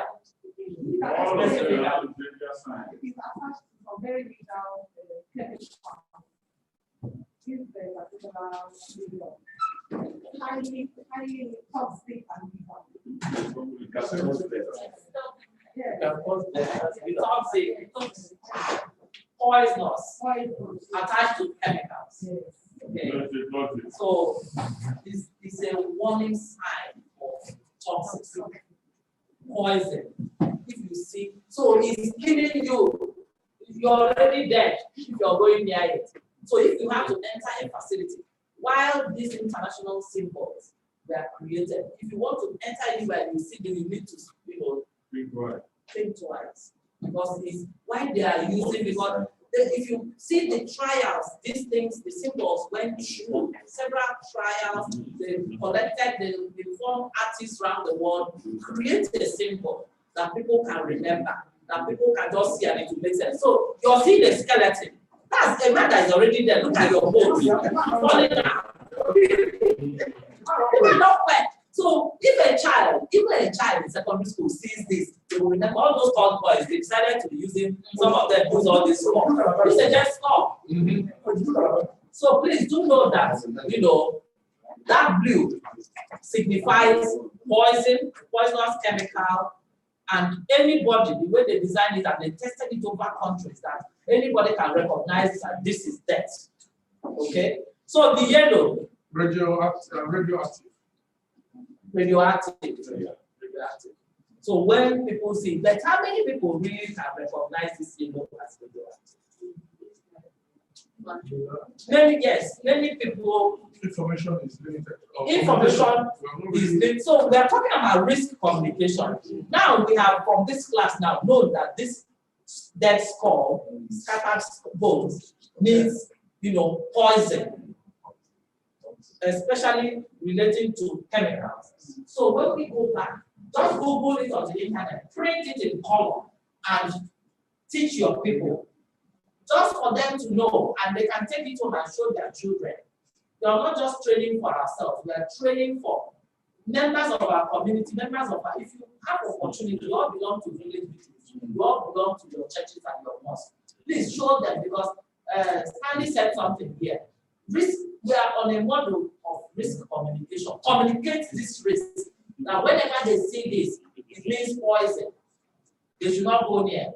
Then the other one of radiation warning symbol. When they see, because many people don't know. Even us here now. This actually my first time of saying this. I know black and yellow stripes. If you just Google symbols, all these warning symbols, who is on the net now? Just Google it, we'll see more. They are just showing just example of this. Who is on the net? Google and we'll see more. The simple ones of road signs, the zebra crossing, our children, they even know this thing. They may not be the best. They don't know, but they should know. If you have opportunity, anytime you have opportunity. So please help me Google, because you have a screen, warning signs or several warning signs. Okay, this one is for roads, several warning signs for roads. When you are approaching a bridge, you see explosive symbol for. So you can hold on. See corrosive symbol, corrosive. No, let's choose from corrosive. Go back, just go back. Hazard symbol. See hazard pictograms. Explosive symbol. Click on the explosive. Just for learning purpose. Okay, it's not clicking. On the explosive. That's more item. I thought the first one would show. Okay, I can go to images. Okay, images. Let's see whether the images. Okay, this one is go down. No, This one? The other one is It's taking you to Oga, but we can also learn from this one that has skull crossing. Skull now. The one you see the skull. Up. It's still radioactive, right? No, it's not radioactive. Your left. This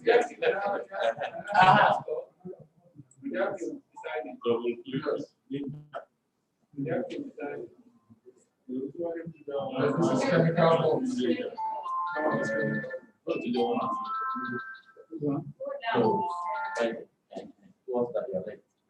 And the symbol on the go down. Yes. Look at that symbol now, the skeleton symbol.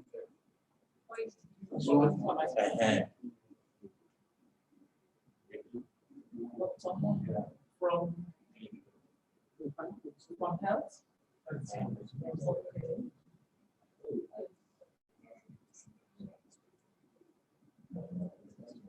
Yes.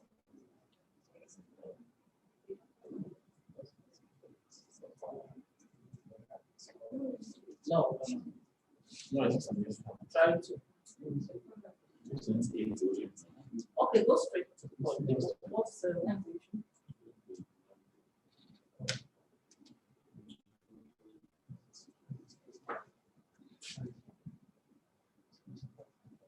Maybe I should just okay. As that does. Warning symbols, hazard cycles, set better image. No, let me just Google. Okay, while he's doing here, let's continue. So the one we are very much used to is this red one. Even everybody in the health sector. And the partners have made it easy for us. You know, the partners have made it easy. They bring in things, they make sure they put hazard signs. So we all know that. So the question is, how are they used? We've already said how they are used. What would you do if you encounter one of them? We've also talked about that. So,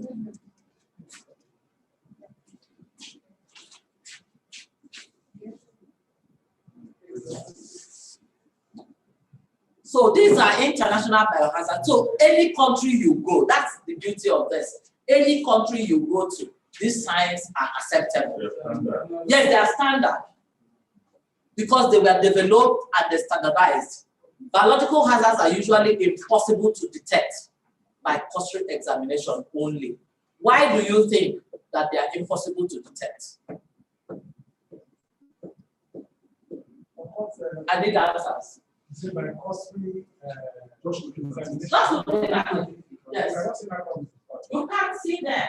You can't see them. Even powders that contain some of these high. And they don't emit any radio. If I put it in my pocket, you know those that carry drugs. It's because as they are passing the machine, it detects. But if it's micro, they won't detect. So you won't, you can carry a vial of a very deadly organism and pass through the airport. It's in your pocket, and nobody will detect it. Okay? So it seems logical then to mark the location of biohazards with a suitable warning sign that is readily noticed and easily recognized. Very important. So that means that the place like the SA actually have a symbol. Yes, they do. They do. Yes, they do. They can't joke with it. So, use of biohazard warning signs from the science article, the symbol shall be used to signify the actual or potential presence of a biohazard and shall identify equipment. So, how do we use it? It has to identify some, you place it on equipment, some are on containers, some are in rooms like the door now, they put it there. Some are on materials, experimental animals, or combination thereof, which contain or are contaminated with viable hazardous agents. So biohazard is equivalent to those infectious agents. We already know it because for this class, we are all good already. Presenting a risk or potential risk to the well-being of man, either through his infection or this one is very interesting. Either infecting you or indirectly through disruption of your environment. You can do One Health So that's why it's good to work together. Ministry of Health, Ministry of Environment, and now they're even saying Ministry of Education, because this matter is it not education that should make sure that people know about the future. So the entire ministry should work together. But they will not. They are busy looking at only government. They are doing competition. The people are opposite our when you're going to be put in pride,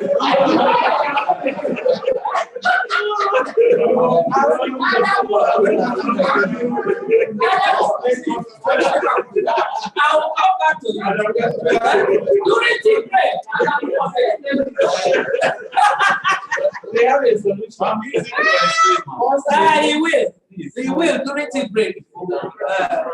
So, in communication now, hazard communication, you are going to work in your groups. What methods can you use to make sure that people who can enter a lab are aware of the hazard in the lab? You put each method on a sticky note. Time starts now. Oh, let them start. I'm listening. Sticky notes, methods.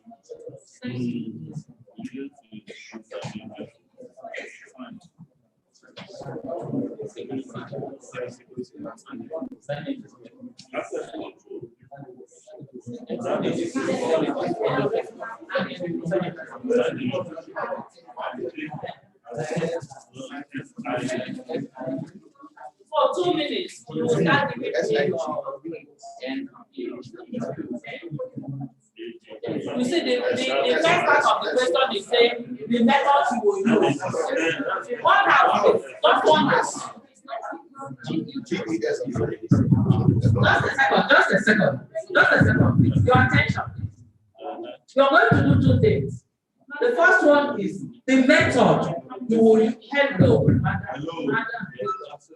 The first one is the method you will use to communicate. The second one is now telling you the people who may enter the lab. Who are the people who may enter the lab? Because that will guide you to know what method. So you have a holistic method, and then I'm going to do the 2 different flip charts. Please, nobody should give me people you're communicating at the first instance. Tell me the method.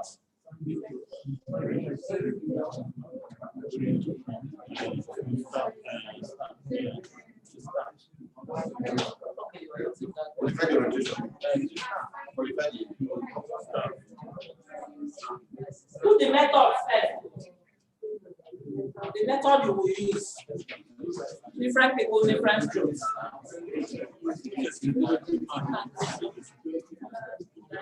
So come and speak it.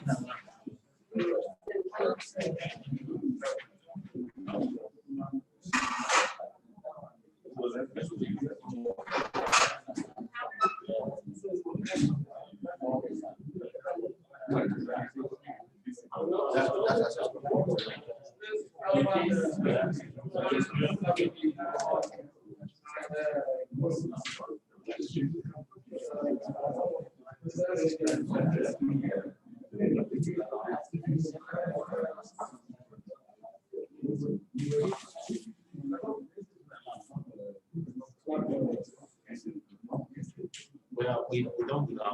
Okay, bring your sticky notes. The methods. Can I get the sticky notes for methods? This is one. For method and maths, and the best to do that one. Methods. Signages.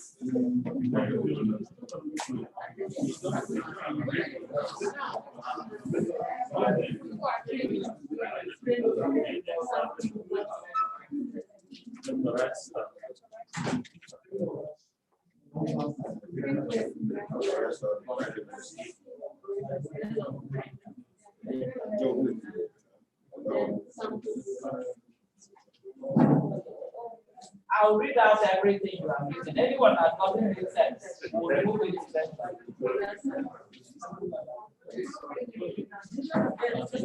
Well, methods, please bring up what you have.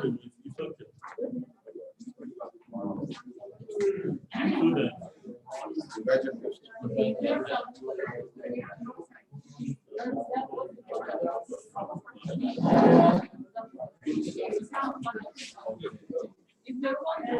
I'm still waiting. 1, 2, 1, 2, 3, 4. The group has not come.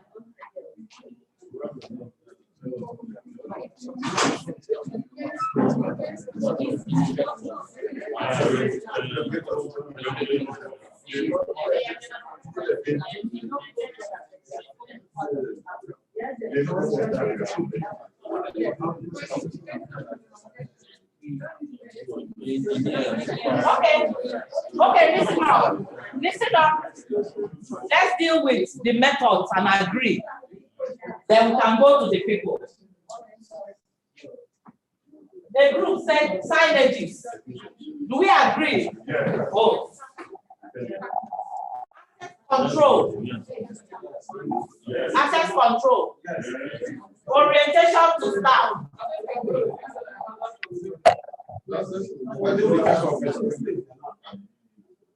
Orientation to staff. Conducting an orientation. Then another group said symbols. That's under signage. Then they also said signage. So you use symbols. So this symbol is under the signage. They represent the signage. Then indicator lights. Maybe if somebody is coming in, the light will be flashing. Please be listening in case anyone doesn't. Orientation, we agree. Signage, we have agreed. Someone said, the group said, assign safety officer. What would the safety officer be doing? There's something this safety officer is supposed to do. In fact, the responsibility of it is the activity, the method he wants to use to communicate. That it's good to assign safety officer who will do what? Conduct the orientation. So place symbols on the entrance, yes. Training, start training, and then you train cleaners and interns. Okay. Signages, yes. Health talks at regular intervals, yes. Place hazard sign labels on reagents, okay. Orientation, safety brief, yes. Signage, alarms, audio messages, trainings. Methods you will use to communicate. Can you also send emails to people? Circulars. Can you send circular? Can you send emails? Can we write it down? Because memos, internal memos. Let's not forget. So by the time we do people, then you will discover that some of the things, we'll look at the people and see some people you will put here. Then we'll go back and see whether what you have written, you can use it to communicate some of the people. Because you might be thinking, let's hear the people first. Let me not go there. Let me see the people you want to. Let me see how you're thinking. Hazard communication. Remember our first list said, not just the knowledgeable, but people. Okay. We'll look at this together. And see the missing link.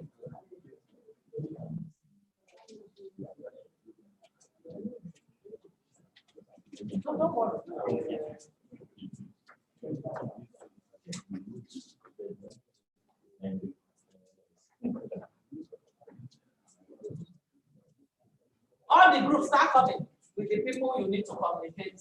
No, are they all come?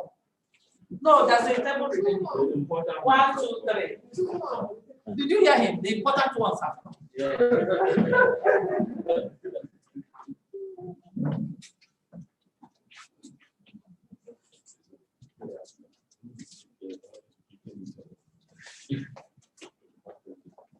All right, let's listen to the persons you have said.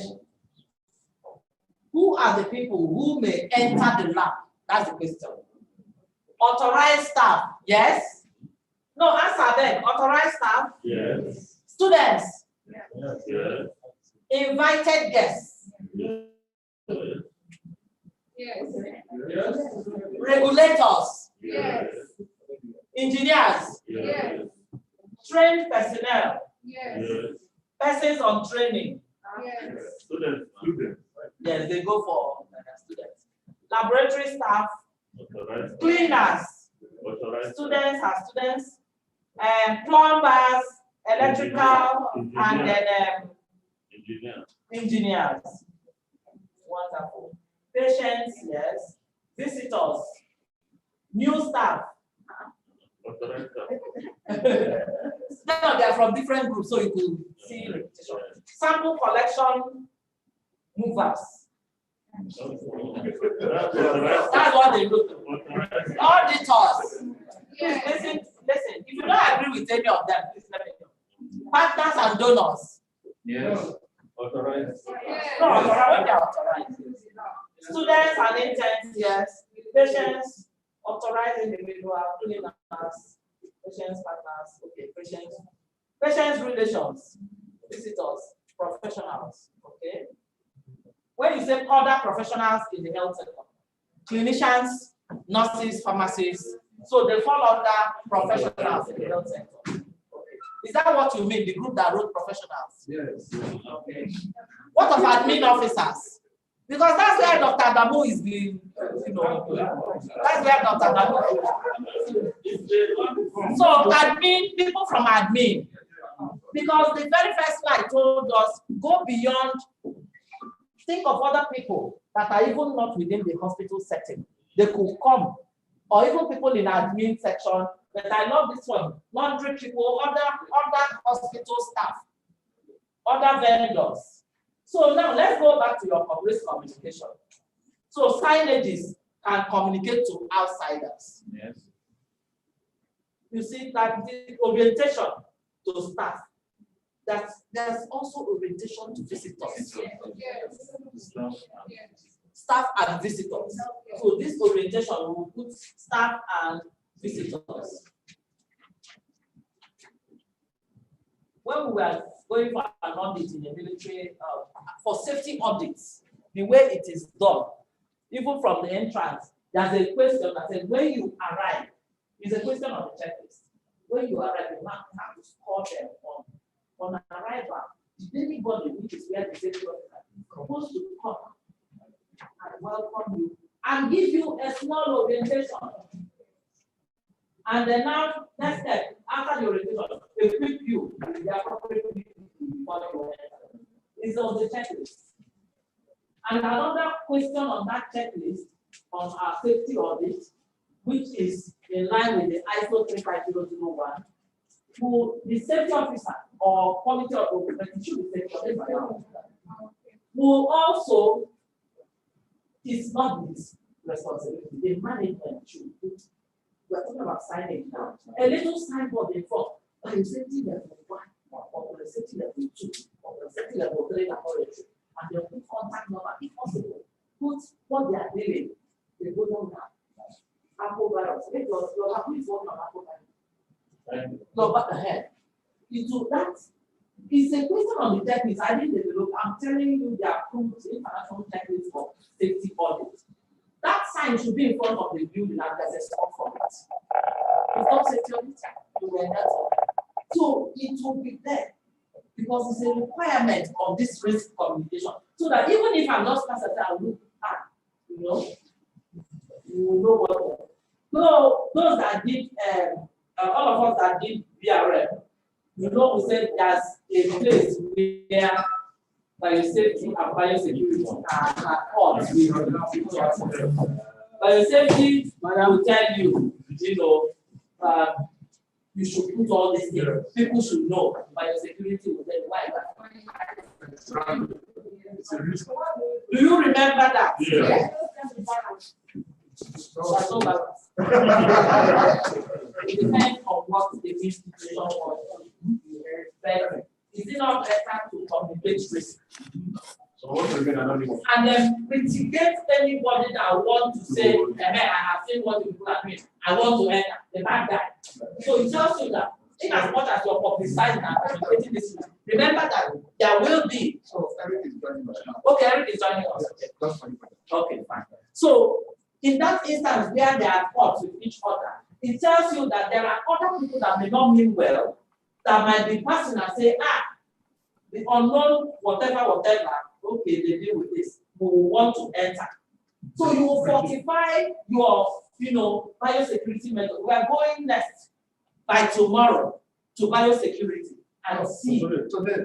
Oh, it's today. You're starting this afternoon, and see how that can be mitigated. So it means now I'm telling the public they might be taking on those bad guys. So it will help you to know what to do next. All right? Can I go on?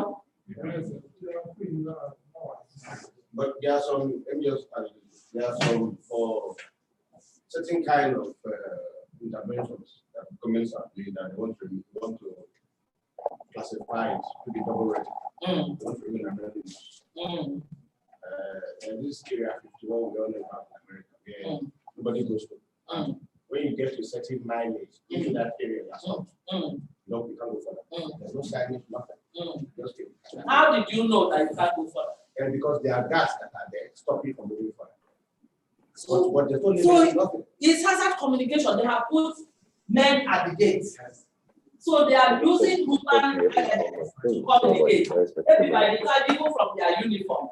Somebody must have done something for you to know that from this point, I can't go further. Either there's a policy on ground that was communicated to the people, or the fact that those that have business to go to that area have an idea that they can't go beyond. There must be a level of hazard communication that makes people to know that you cannot cross. If you didn't have and you got there, they will still stop you. When they stop you, don't they talk to you? If you bother to ask, have you been there? You're just prohibited. Can't move further. Prohibited is written, right? It's a signage. Once you see prohibited, you don't need anybody to tell you. And there's a prohibition sign. Did you, would Eric like to greet us? Eric, are you hearing us? Yes, I can. Can you guys hear me? Hi, Eric. Hi, Stella. How are you? Okay. Is it coming on? I'd like to say hi to everyone. Eric, can you hear us? I can hear you. Can you hear me? Okay. It's coming on. So he said we should give him a few minutes because he would like to greet us, I guess. All right. So we are talking about risk communication. So the next exercise we are going to be doing now, put each person on a sticky note. So we've already arranged our sticky note, people against method, the way it is, and we all understand what the intentions are in this place. So hazard communication plan. You're going to work in your groups. Eric, when you're ready to greet us, we will let you in. Are you ready? Yeah, I am. Can you hear me? Okay, fine. So, can you hear me? No? No one can hear me? We can hear you. We can hear you now. Okay, good. So I just want to say hello to everyone. I apologize. I have not been able to join yet in the workshop. I've actually been teaching another workshop here in Nigeria. Yes? Hold on, please. Okay.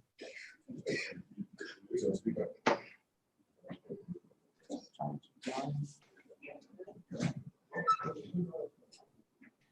can hear you. You're yelling. Okay.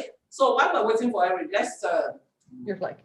You're going to work in your group for 10 minutes to design a hazard communication plan. How do you hope to communicate for your assigned scenario? So I'm going to assign a scenario to every group. You will read the scenario carefully.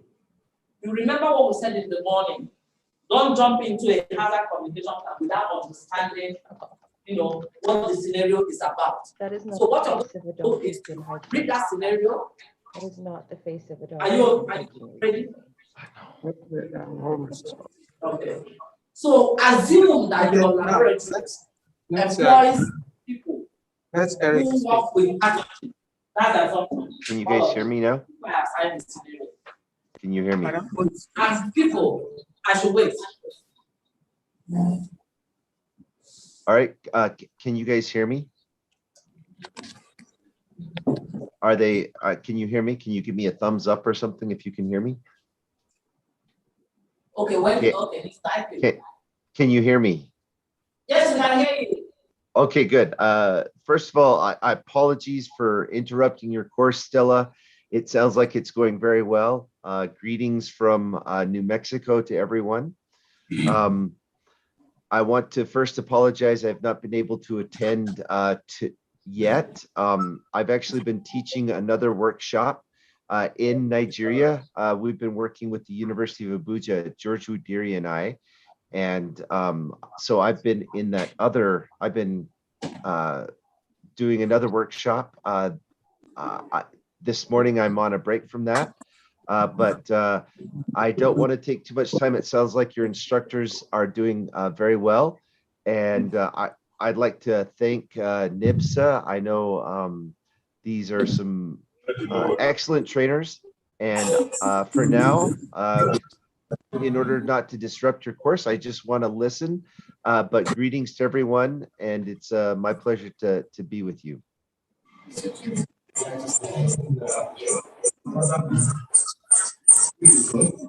Okay, I think if you have disconnected the microphone, I don't know how to, because two people cannot connect at the same time. That's why. Okay.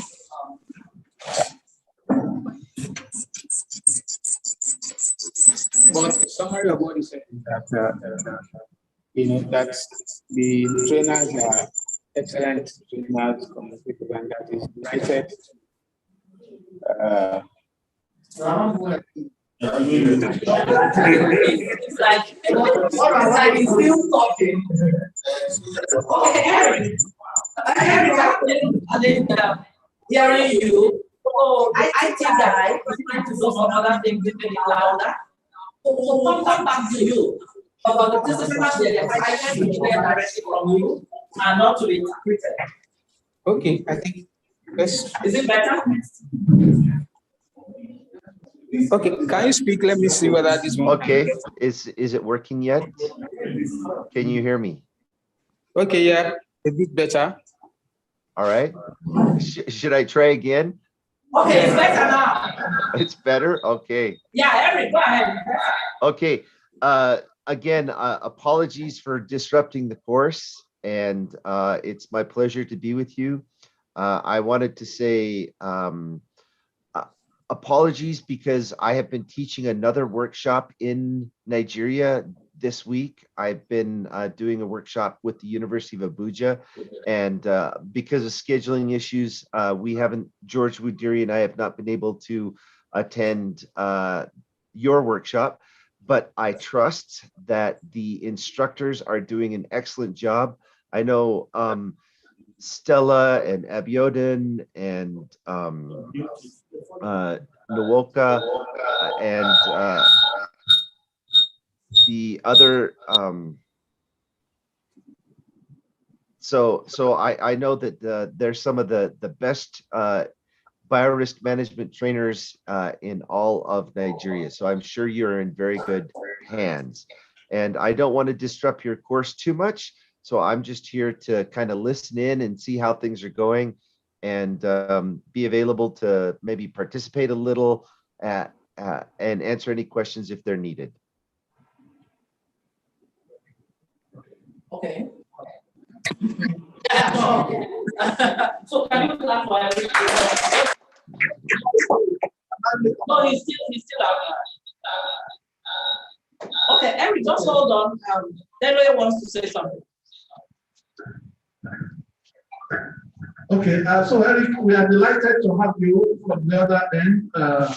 I believe you are speaking from the from Albuquerque, and here we are in Lagos.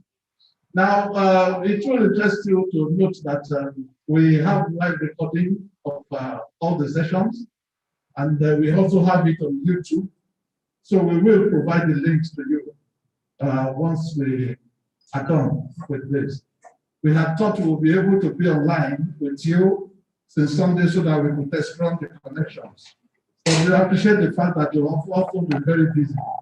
Same thing with George. So you are most welcome. We're excited to have you with us. Thank you. Okay, so we'll continue. So you're assuming that your lab employs people who work with pathogens and people who work in or will enter the lab. So the assumption is that not just your people working. So when we're doing risk communication, we've gotten from one that you must consider people who may not be your staff, that they have business with the lab, they come in and they go out at a point in time, but not work directly with pathogens. So the basic laboratory floor plan and worksheet template. So which is what I'm going to show you now. So you can look this worksheet. You have it in you have the worksheet. Yes. What you're going to do when you read the scenario, you are going to outline the communication method you're going to use for your scenario based on the fact that you're not just looking at people working with you, you're also considering people who are outside. Where and or when are you going to use that method of communication and apply it? And then you want to. So which means on the right, you have to list, you have already listed, we've talked about that. So you can pick all those people. So for each group of persons, if it's vendors, the way you will communicate with the vendors will be different from the way you will communicate with medical engineers, for instance. So the suppliers, the engineers, the clinicians, the pharmacists, other professionals, you put other professionals. I'm giving you an example. How do you want to communicate with them? If are just those who are just passive, you can just depend on the hazard sign. But if there are people who may have to enter, what do you do? So it's how your exercise will run.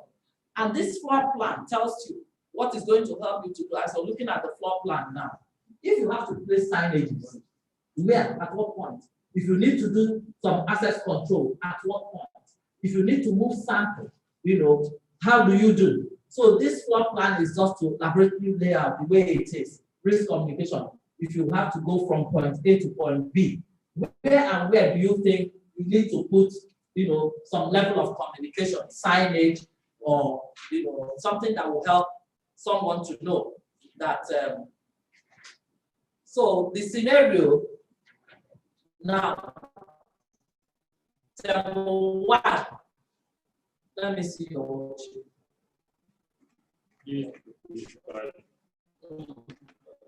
So the scenario, I'm going to read out the scenario. I want to be sure the scenarios are not. This is your scenario. Sorry, we could have printed out this scenario, but take the key points because it wasn't.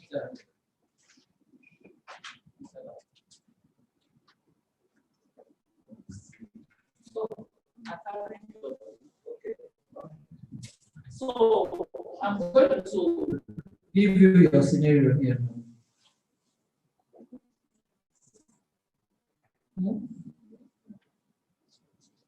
Yes, you can snap it. Just to snap it.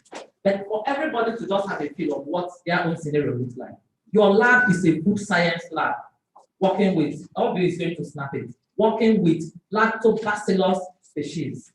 So the key points, the organism you're working with now for group 1 is lacto, and you're a food science lab. Your lab houses only -80 degrees centigrade freezer in the building.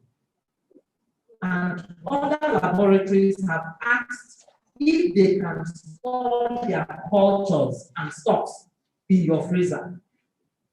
You see the key things there. You're a food science lab, and you're working with lactobacillus species, and you have -80 degrees centigrade freezer in your lab, and other labs want to come and, it's expensive, so they want to borrow.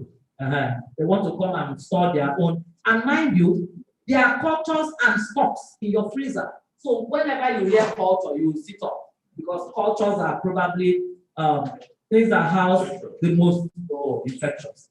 They want to come and share your freezer. You have enough space for each lab to have their own shelf. So you can't tell them there's no space. So you're considering allowing that. The building houses bacteriology, virology. So these are the people saying, we are bringing our culture. So bacteriology, virology, and field epidemiology labs. They are all in that building. All have expressed interest in using your research. Wahala there, Abi. So you can snap it up.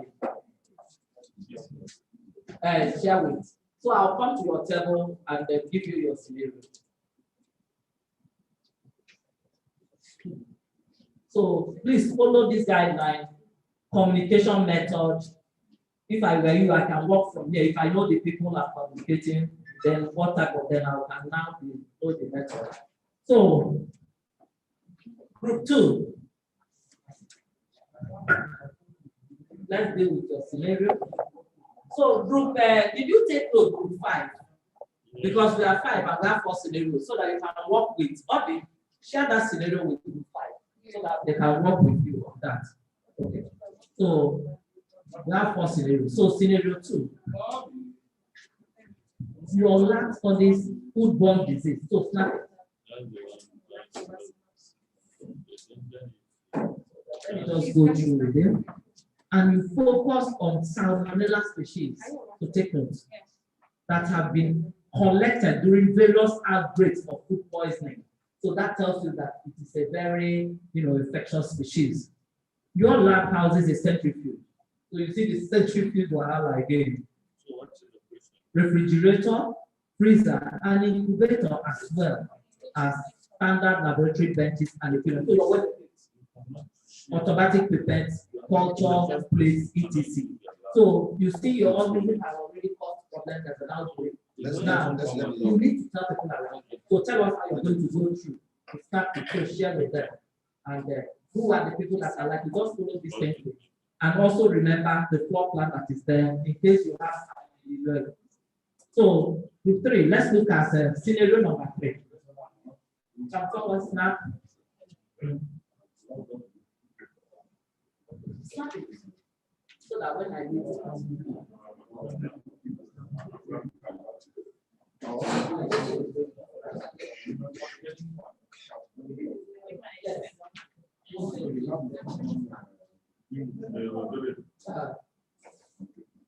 scenario 3. Okay.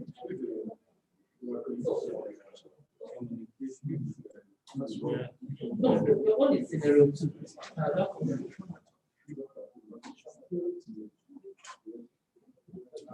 Okay. Scenario 3. Okay. So your own lab does research with adenovirus, one agent that causes the common cold as well as some gastrointestinal illness.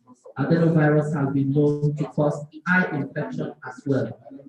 So your lab has standard laboratory equipment, but also has a microscope that you use to observe the plaques created when growing the virus. So you see the issue now.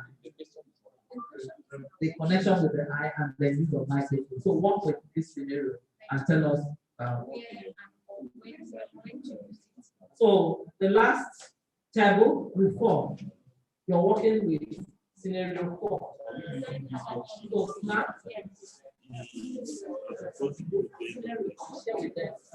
You can only share with group 1. You're working on the same scenario. Yes, only these 2. Yes, the 2 tables are working on scenario. We have 4 scenarios.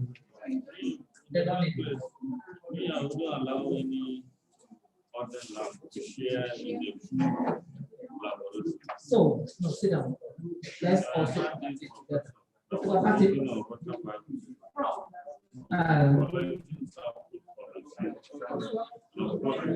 You have no.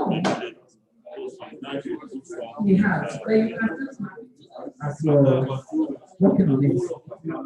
So your lab cultures 50 ml volumes of spiritual toxigenic exhalation products by using a heated shaker that is housed in a common space, shared by 2 other labs in the same corridor. So you see the hazard. Once your cultures are grown, they are transported down the corridor into the main where they are centrifuged. Some samples are frozen and others are refrigerated for other activities. So the objective now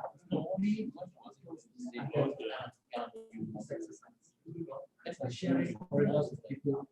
And there is only one master. Yes. So also we have to go to a happy so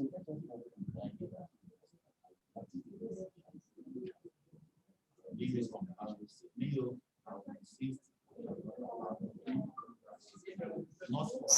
not because of them now, because it's not.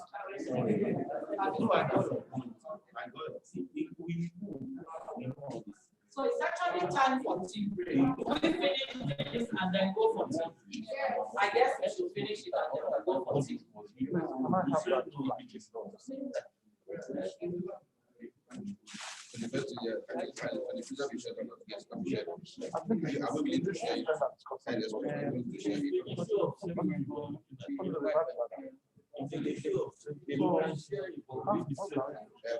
Discuss your mind on all the methods that are lying in the morning. As you're sitting down all remember everything we wrote, computation methods, and include them.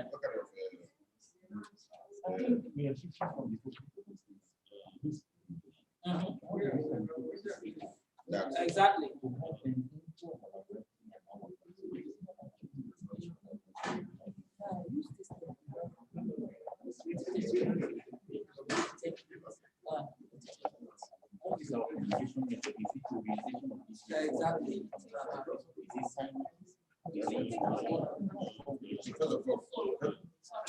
So you remember that whatever method you then from this to so the rule here, you decide the type of combination you get.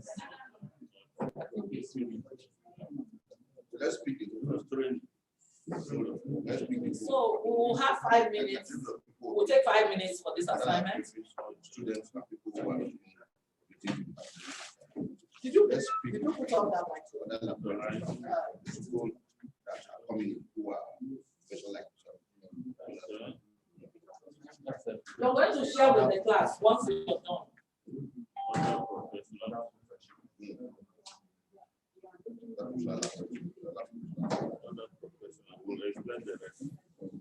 What kind of I will make them training and training.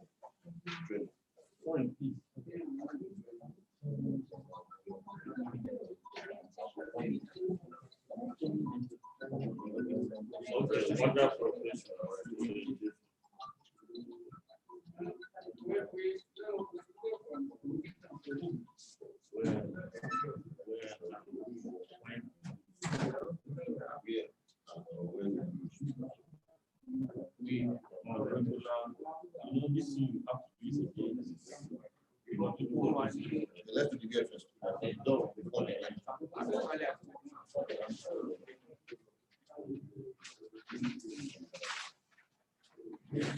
Before you enter, before you go to the meditation, for the time you need to go not for the entire.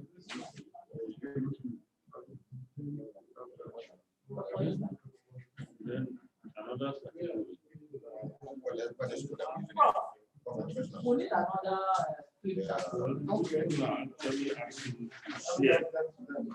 Share your computer so there will be other professionals, other people. That's not professional. That's what we do. When you send it to a because the same method, that is yes, for some person. We are doing other lab users. We come there to class.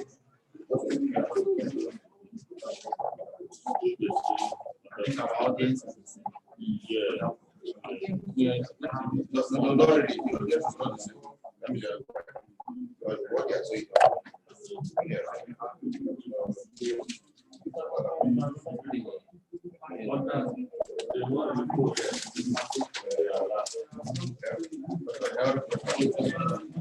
What the students they have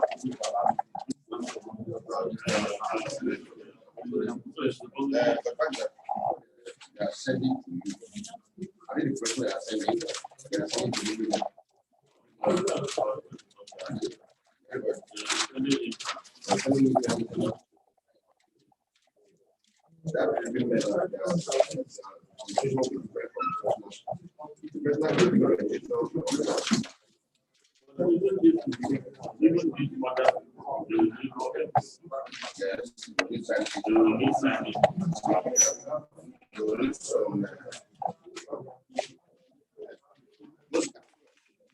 Some kind of training for how to assist as given mind. That's what they want to ask 50 as professionals like yourself. That's right. The treatment that open is happening. These are the percentages.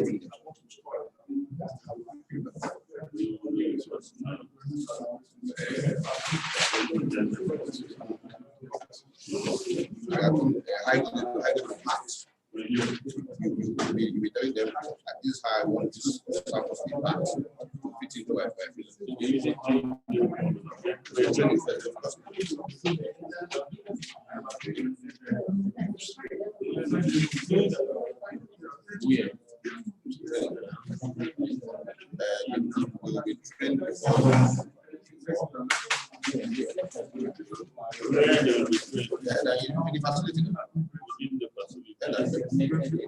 there's no area facility for the sunset.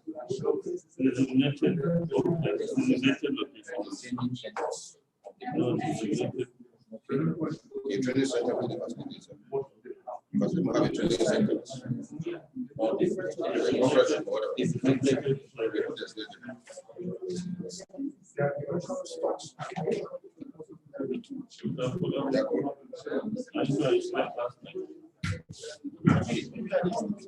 That is the 2 o'clock after 2 o'clock.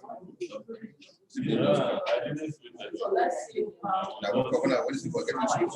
That's why I'm waking up.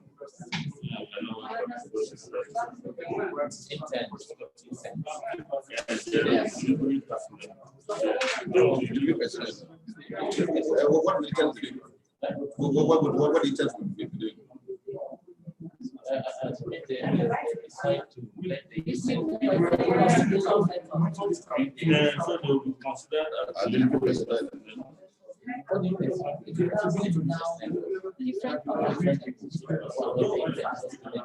So this delivery personnel is not an individual. We are just categorizing so that among them they are when that will be what is the other method of communication?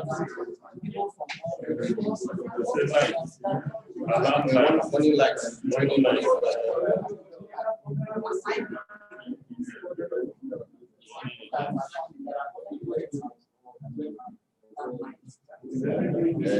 Direction of flow of movement.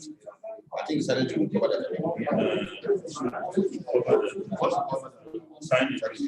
Direction of movement. Direction of movement.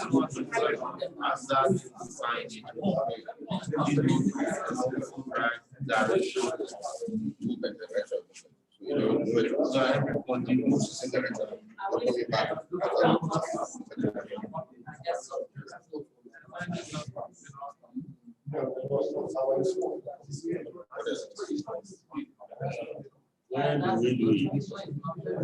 Direction of movement.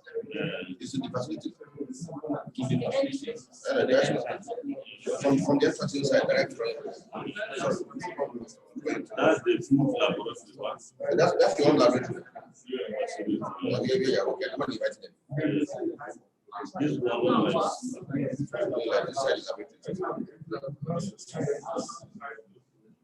3 minutes more.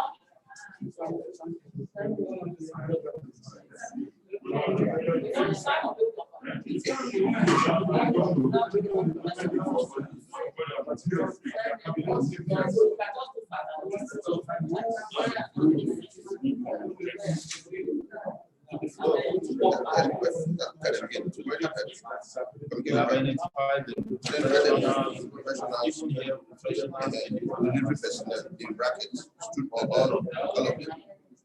Intents of delivery,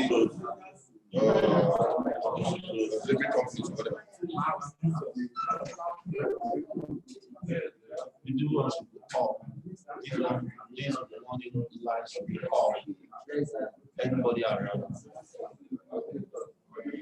Then alarms, keep the alarm, just in case. They are going to areas that So walking fast, we have 3 minutes, 2 minutes more now. Oh, good. Okay. Yeah. So when time is up, you tell us your scenario and then you tell us your, using the worksheet, you explain to us what you have done.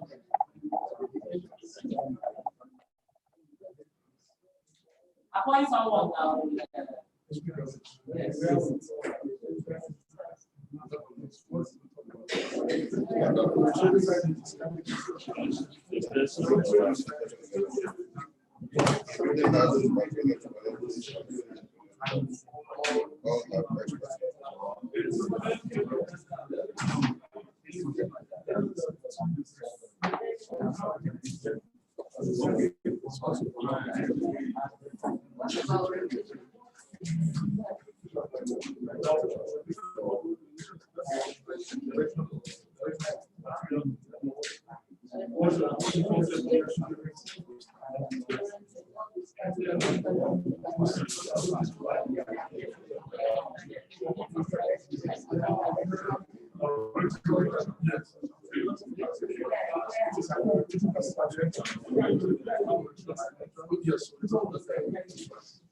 Okay, time up. Let's start sharing. Time up.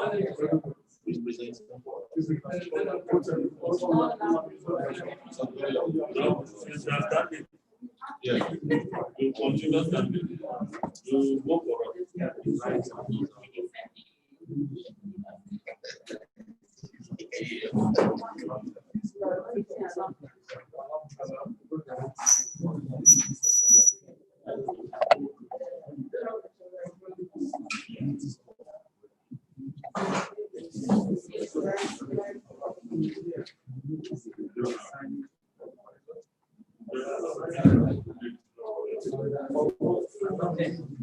So group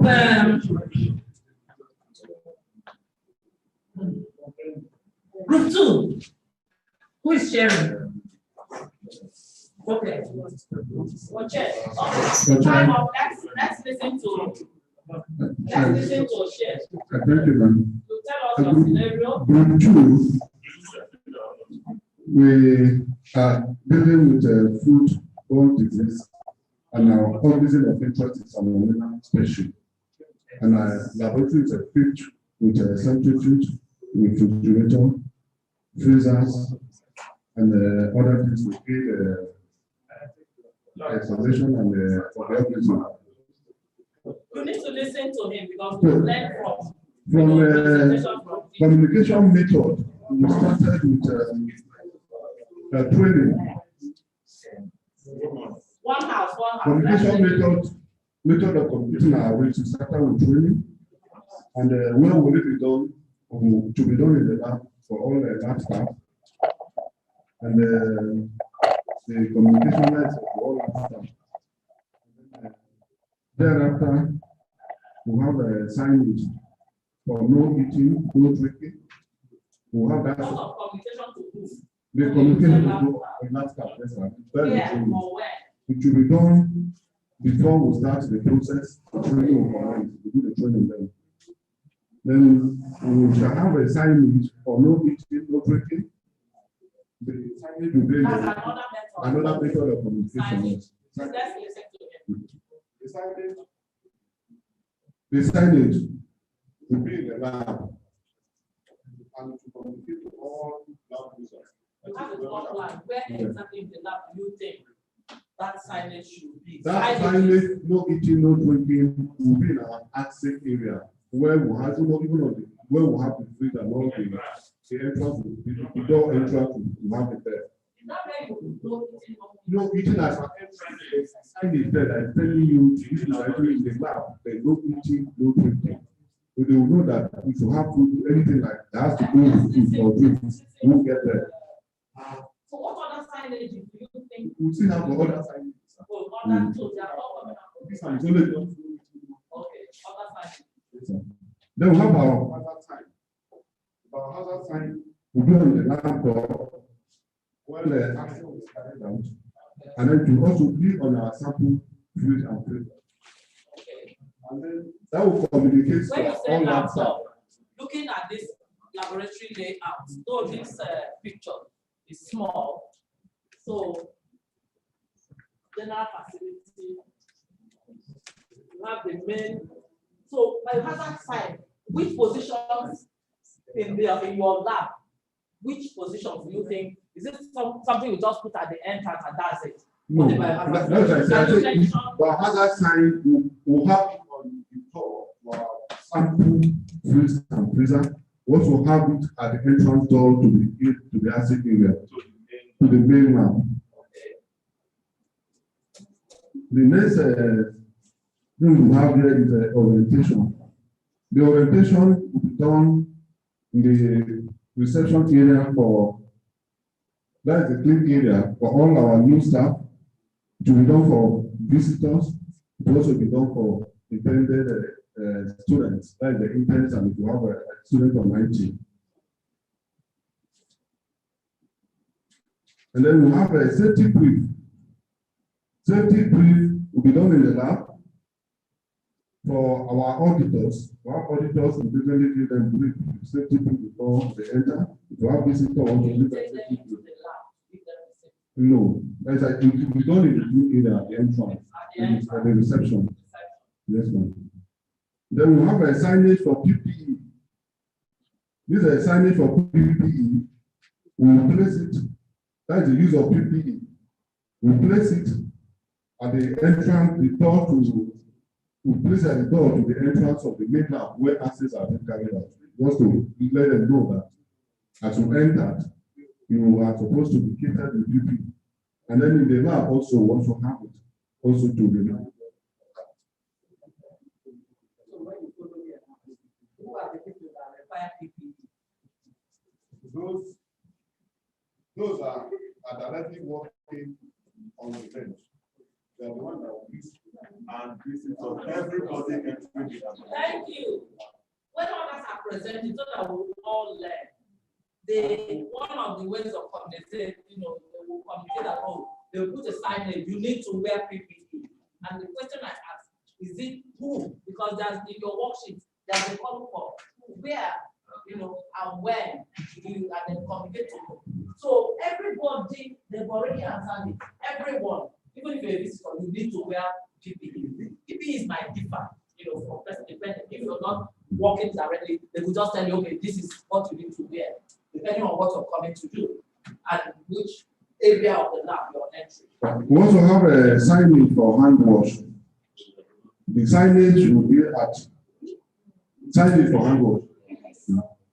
So that signage will be at any point you have a sink, we'll put the signage there. Yes. And then and as we are exiting the also put it there to remind our visitors and the staff that you need to wash your hands. And then the sign will communicate to all anybody that enters the lab that uses the lab to communicate that need to wash it to communicate to them. Thank you.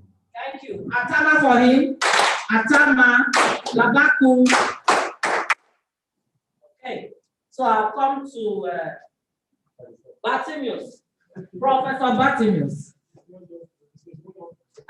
You see, they allow the order of the group to present. The matter strong. Over to you. They want to see whether the person can learn to present. So what's your scenario? Our scenario is that our laboratory offers 50 volumes of verotoxicity, They are having scenario 4. Scenario This is 4. scenario.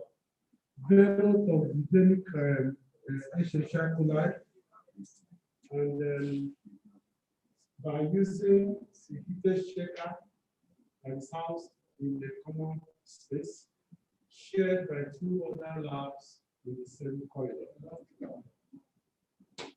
Once our cultures are grown, they are transported down the corridor into the main lab where they are centrifuged.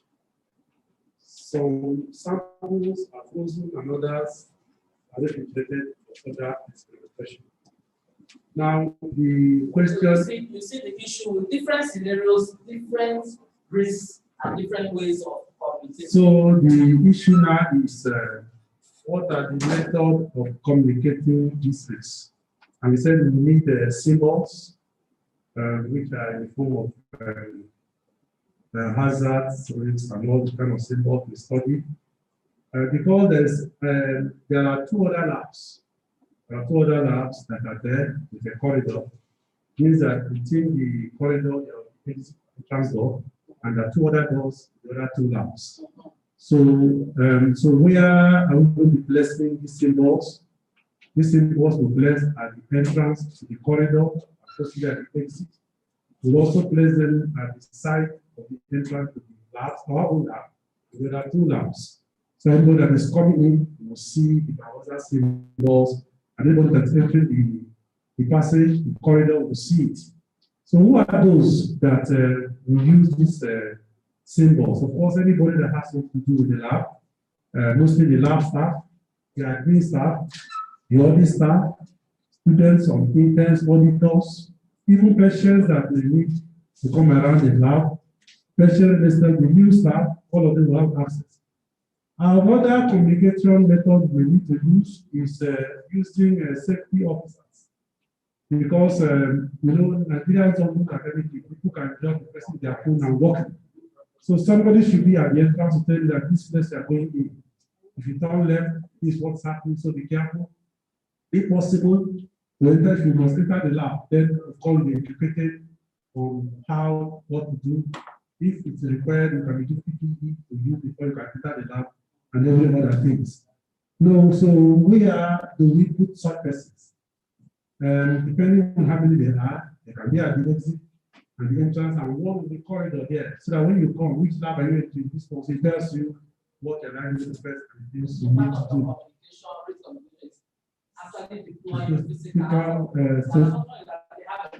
Enough staff, yeah.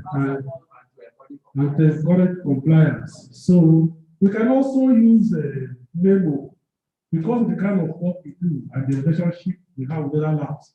Issue a memo to all the labs, the admin, the auditors, that in case you are coming here, this is the kind of scenario so you don't feel embarrassed.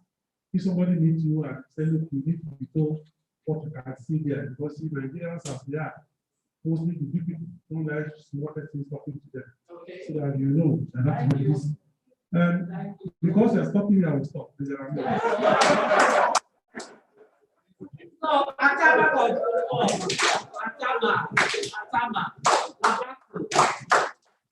So, group 3. Let's summarize your scenario and tell us quickly.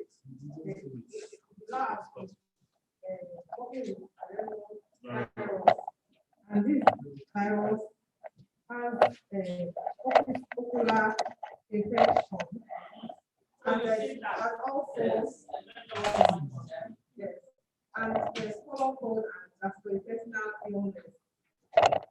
So, we also know that this is a standard lab, and it has we also use microscope to observe the plaque created when going to the virus. So we use a microscope, you always come and put your eye at the alleged causes of ocular issues. Okay, so following the policies and procedures in our lab, we have to do communication methods such as training. We have to do awareness talk. We have to have job aids. We have to put process maps in the lab so that the staff will be aware. You And mentioned always- job aids. Yes. How do you know to communicate with this by using use of job aids? Let me be sure you understand the use of job aids. How does it communicate to the student? The job aid helps to do the actual process of diagnosis. However, as it's being done, you can always be reminded of the risk involved in each step that you are taking. On the So job aid? It's not written on the job aid. However, that process of following your job aid is a signal for you to know, okay, I'm at this microscope now. There are some PPE I should wear. Read what happened. That's what I wrote. I took down the job aid and signages. Signages. Yes, and such as I have other signs, signs for use of PPE like the face shield or the eye goggles. Where and when? Yes. Where will you place your hazard sign? Okay, the biohazard signs will be at the entrance of the laboratory. Then there will be also signs inside the laboratory. For example, there will be eye wash, very important, and we put the sign like eye wash, and the wash can be using the hand wash, hygienic hand washing process. Picture will be placed in a strategic point at the wash hand basin. So we are looking at communicating with the lab staff and also every member of the staff who, in the case they have to enter the lab for one thing or the other, they will be treated in the appropriate PPE. Oh, that is where we look at. And then we also look at in the event of having students to give them an orientation training, and our signages, we continue to speak to them. We are going to educate them about the signages and what they stand for, so that they will be comfortable and well aware of how to comport themselves when they enter the laboratory. So, looking at the engineers and contractors that we definitely need, that for visitors that may enter into the lab, like auditors or some of our partners, we are also going to give them health talks at the reception or any space that we have in the office, that we can have a summary health talk on the safety processes that they need to follow before they enter into the laboratory. Yeah, and then we also have some signs at the entrance showing what we are actually doing in the laboratory. And with this, all these processes will be routine, depending on who is put on our face shields at the nose face masks. No face mask, yes. All right. So thank you very much. Thank you.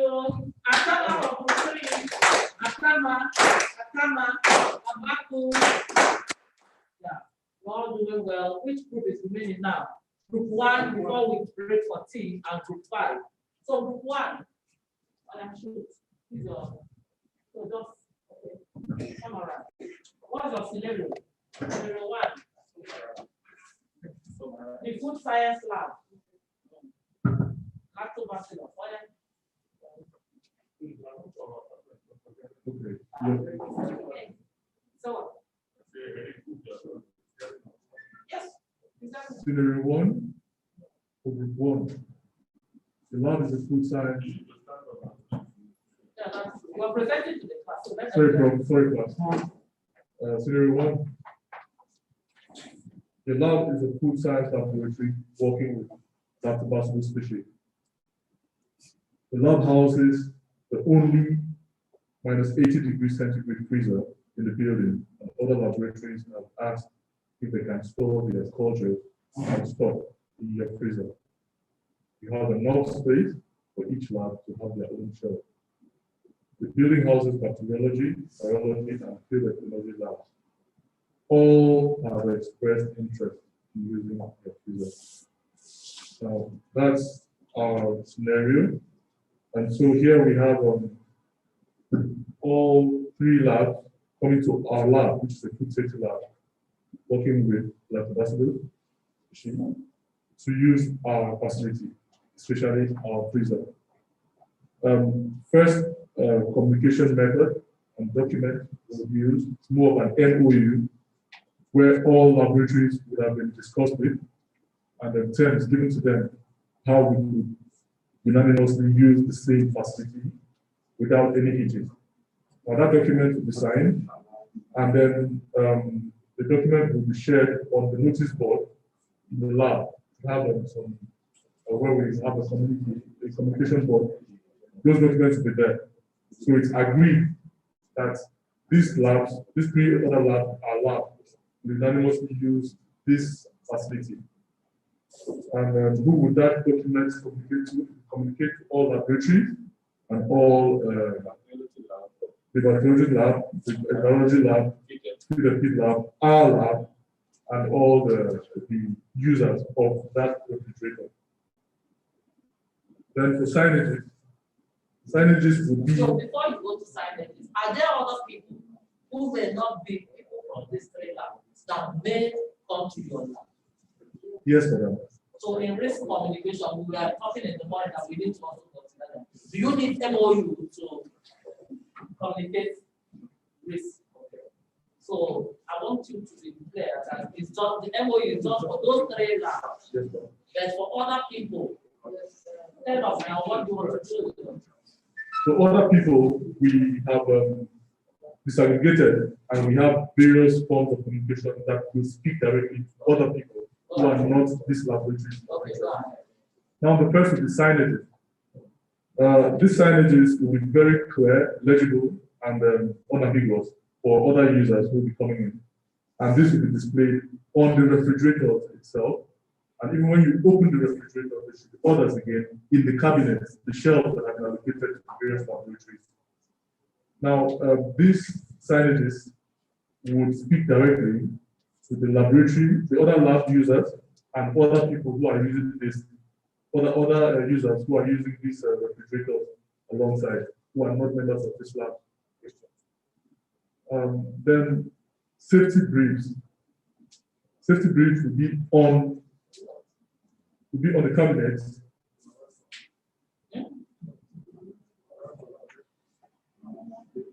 So safety briefs at the entrance. At the entrance. So the next one is what? Yes, ma'am. Since we have safety briefs, so we now all understand that brief happens before people get it. Yes, madam. Yes, madam. Lab orientation, how we do it in the lab. That's the entrance as well for all users. Then we have an alarm system, which will be on the freezer, and that will speak directly to the safety officer who observes if the temperature will have been fluctuating. And very important, considering the fact that we have several other organisms and pathogens which would have been saved in that same freezer. Then the access control is the last one, very important as well. That would be at the entrance, so that only people who are allowed to enter that lab will have access to that lab, and that speaks directly to the safety officer as well. Thank you.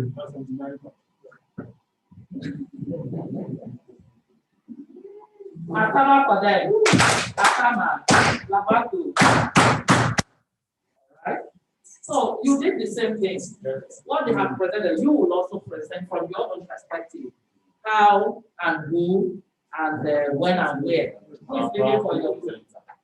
Dr. Holly. Summarize. Just summarize. I know our team is ready. And we're going to do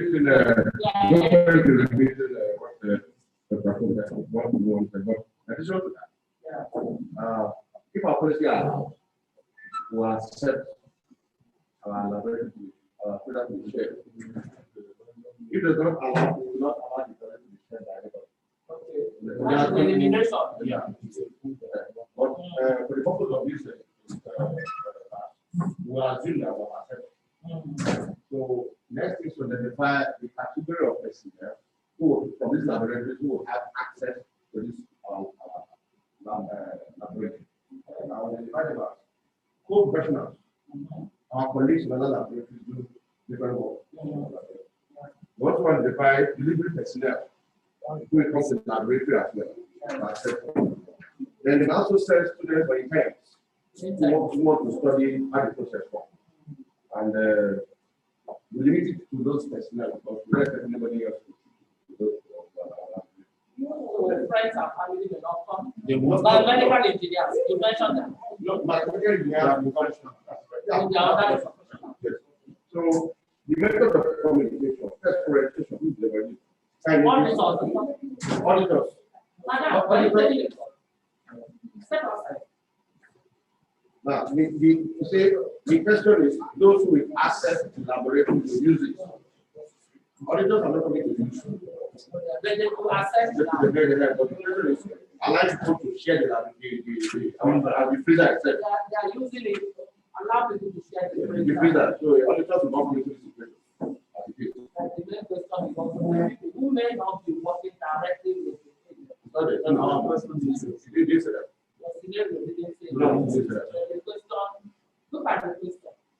Everybody.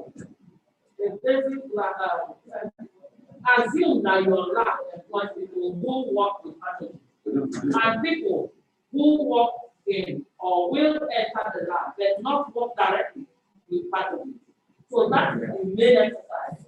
So this is a guide, your thing is not. But that one was about necessary. So the syllabus is just to help you to answer, what. So then, in addition to what we did, registration, training, challenges, what I like is a direction of food. So I think that you don't walk in and walk back. That's what I was And that's why the problem is there are places where people are not supposed to be. They said they are authorized auditors to get to, but the important is I think you have another robust point. Another very robust. Our team is running late. Yes. One half. Is that another robust? I was just looking at it because ordinarily that should not have been allowed. It's outright elimination for safety reasons. So perhaps that should be allowed. Then that -8 should be moved out of the lab to a central place where everybody has access. But is it also possible that even if it's in a central place where everybody you need to also communicate? Oh, sure. Okay. So everybody has done it. Okay, Atama for group 5, Atama, Babaku. So for everybody, Lafarina, we've all done so well. so we are reviewing one house. Okay, so we are reviewing hazard communication as we wrap up. What have we learned about hazard and risk communication in our lab? What have we learned? Because it is very, very pertinent for us to know that aside the knowledgeable professionals, there are other persons that we need to think about when we are dealing with pathogens. Think about that and see to it that whenever you are doing orientation, you're training the people that work with you. There are engineers that come in that may not be they are knowledgeable, maybe they are other professionals, but they may not know the risk of what you're dealing with, and you need to communicate that. Also think about the people that are outside the facility, visitors, even in the environment, communities that are located around where you're locating your facility. You need to communicate. So depending on the kind of person you're looking at and the groups they belong, there are different types of communication. The way you will talk to me, because I'm knowledgeable about certain things, will be different from the way you will even talk to a cleaner that works in the lab, because the level of knowledge might be maybe not zero, but very, very minimal about biohazard. So that is what this is all about. To be sure that we are applying the right method, we are also talking to the right persons.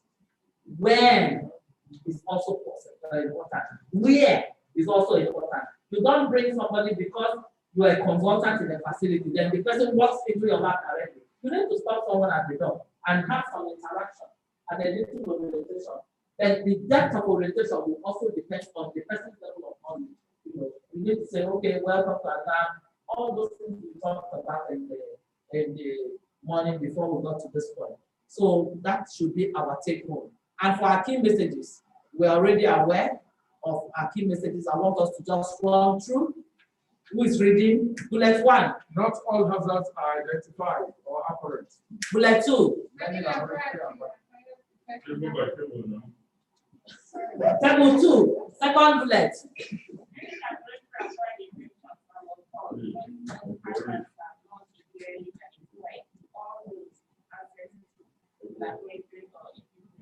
Table 3. Many laboratory acquired infections that were caused when unknown hazards are encountered. Table 4. Simple strategies use signs, symbols, and other types of communication can clarify the risk profile of the laboratory or equipment. Table 5.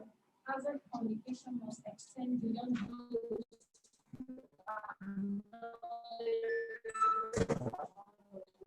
I love that last one.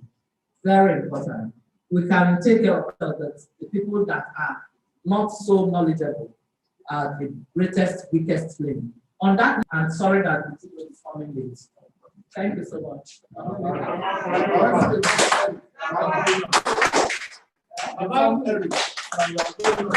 Okay.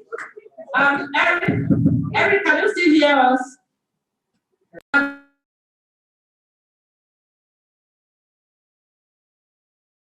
Yes, I can still hear you. I'm not sure if you guys can hear me, but I enjoyed your lecture. Thank you, Stella. I think you guys did a great job. It was nice to hear everyone's responses, and good work.